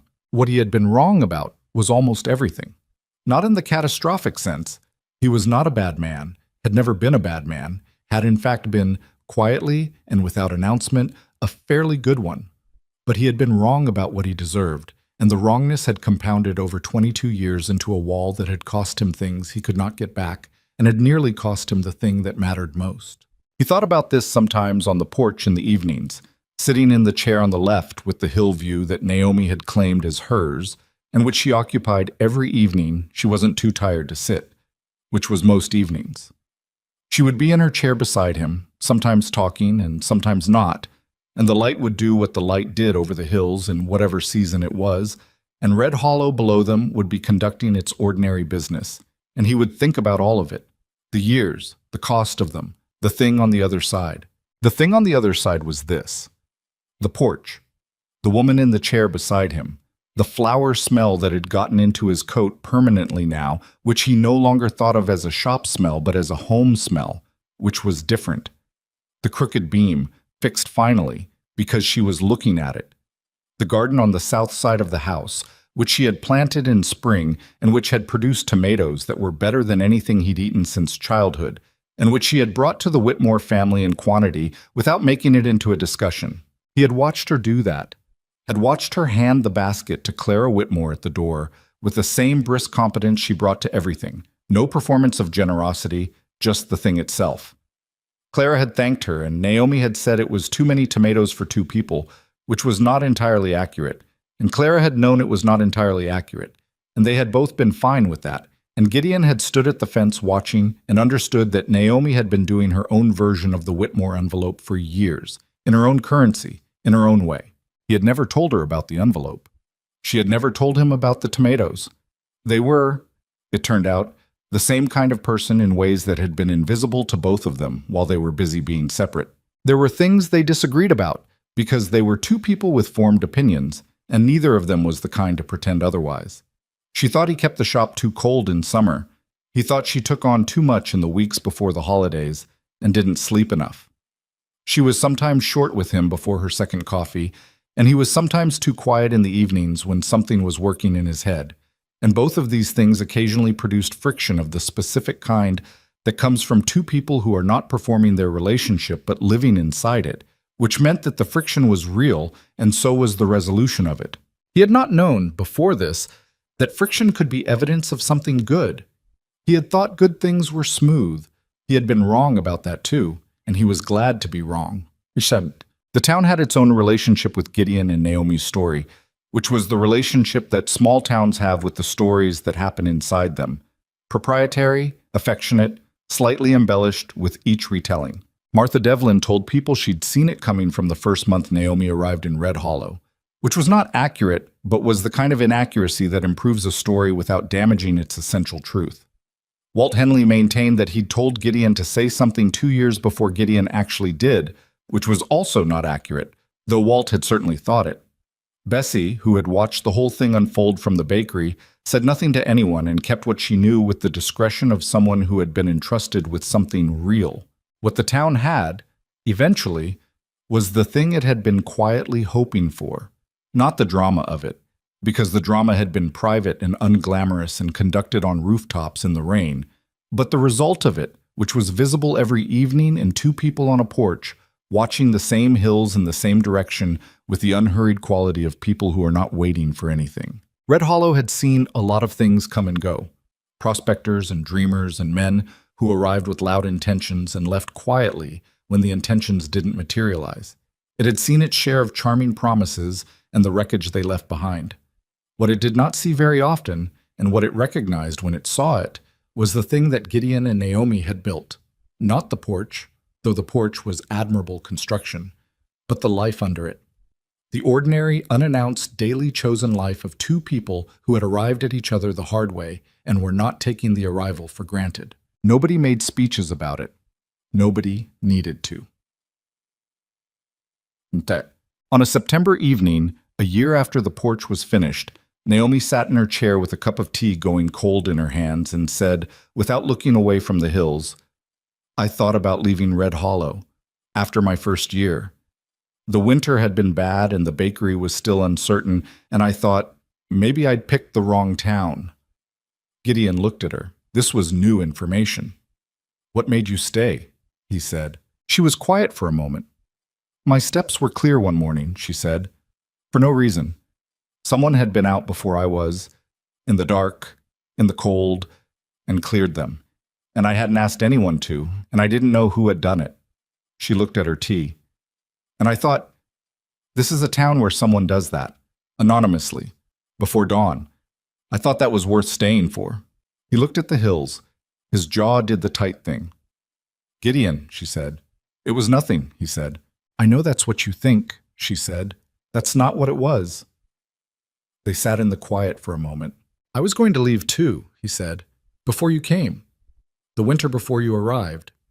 I'd been thinking about it for a year. Moving on, finding somewhere else, starting over somewhere I hadn't been for 11 years. He paused. I didn't. I don't know why exactly. It was a bad winter and I had orders to finish, and then it was spring and I hadn't left, and then you arrived. He was quiet. And then I wasn't going to leave. She turned and looked at him. He looked back at her. We almost missed each other, she said. Yes, he said. She absorbed that, set her cold tea on the railing, pulled her shawl up against the September chill that was beginning to come down off the mountains the way it always did when the season was turning. I'm glad we didn't, she said. So am I, he said. It was not a grand statement. It was not the kind of thing that gets remembered as a famous declaration or written down as wisdom. It was two people on a porch in the early evening of a September stating the plainest and most important truth they had. They were glad. For each other. For the staying. For the steps cleared in the dark and the roof fixed in the rain and the shelves leveled on a Thursday and the chairs built in 10 days because she had said 2 weeks and that was too long. For all of it. The whole improbable, costly, hard-won thing. The hills went on doing what they did with the evening light, which was the same thing they'd been doing before either of them arrived and would keep doing long after, indifferent and beautiful. The town below them moved through its evening routines. Somewhere, the Whitmore children were probably chasing each other through the yard in the last of the daylight. Somewhere, Bessie was closing up the bakery with the competence she no longer needed to prove. Gideon and Naomi sat on their porch. They had not built a perfect life. They had built a real one, which is harder and better and does not photograph as well. There were mornings that were difficult, and evenings that didn't resolve cleanly, and weeks when the bakery's demands and the shop's demands and the general weight of adult life pressed in from multiple directions simultaneously. There were conversations they had to have more than once before they had them right, and things they each got wrong and had to come back to, and adjustments that neither of them had expected to make, and both of them made anyway because the alternative was not this, not the porch, not the hills, not the particular quality of being in the same place as a person who knows exactly who you are and has chosen you specifically. That was what it came down to. Not perfection. Specificity. The specific choice made daily to show up and stay and do the thing. Not the impressive thing, not the announced thing, but the thing that was needed, in the way it was needed, by the person who needed it. Gideon had spent 22 years believing that was not enough. He had been wrong. He looked at his wife in the chair beside him, watching the last of the light leave the hills, and he thought, this is what enough looks like. Not grand, not finished, not without difficulty or cost or the ongoing labor of two imperfect people trying to build something that holds. Just this. The porch. The hills souls. Her. Every evening.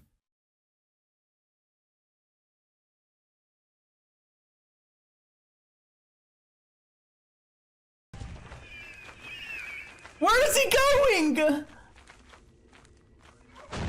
Where the fuck is he going?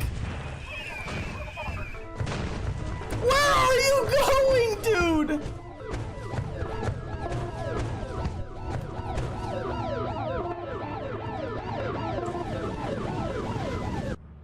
Dude. Dude, where the fuck were you going, bro? Dude, I was trying not to die. Dude, you were 2 feet away from the fucking ship. By the way, Brumbo and Xerti are dead. Dude, he could have saved your life, by the way, and he just didn't teleport you. It's all good, it's all good. He's fine. Holding my biggest jar. I have no idea how I'm gonna get past this fucking job. Teleport him! You just want me to TP you and keep fucking with them? I'm running. Make a break for it. Tough work day, cut short cause moment, ER, good stressful, trying to be stupid, asked me for advice on a situation where I think she's very wrong. Sees me, I might be fucked. But who am I to tell her about her life? All I want to do is play some League, but League sucks. Shoot missiles at me. Do I gotta go? Yeah, just TP me and go. He doesn't need to back. He doesn't need to leave. He's fine. He's literally fine. Oh, there's a dog right there, actually. A giant dog's fucking robot. The fuck, man? I lost the walkie too. I don't know when the fucking pull people begins. I already felt bad because I think I pulled Brimbo the last time when he had that little fucking. Chandler, you be doing anything but teleporting us, bro. Like, me and Zerty could have lived that. I feel like I got yelled at. Teleported, I'm getting yelled at. Dude, you teleported at me and I went. You teleported me and I went, dang, that sucks. And I just left. I didn't yell at you. That is true. As for mine, I got lost. You could have saved I Zerty. don't know avoid the robot. Is the robot like seeing? Is it sound? I don't know. Hope you feel better soon, The robot Trevi. is crazy. That is married.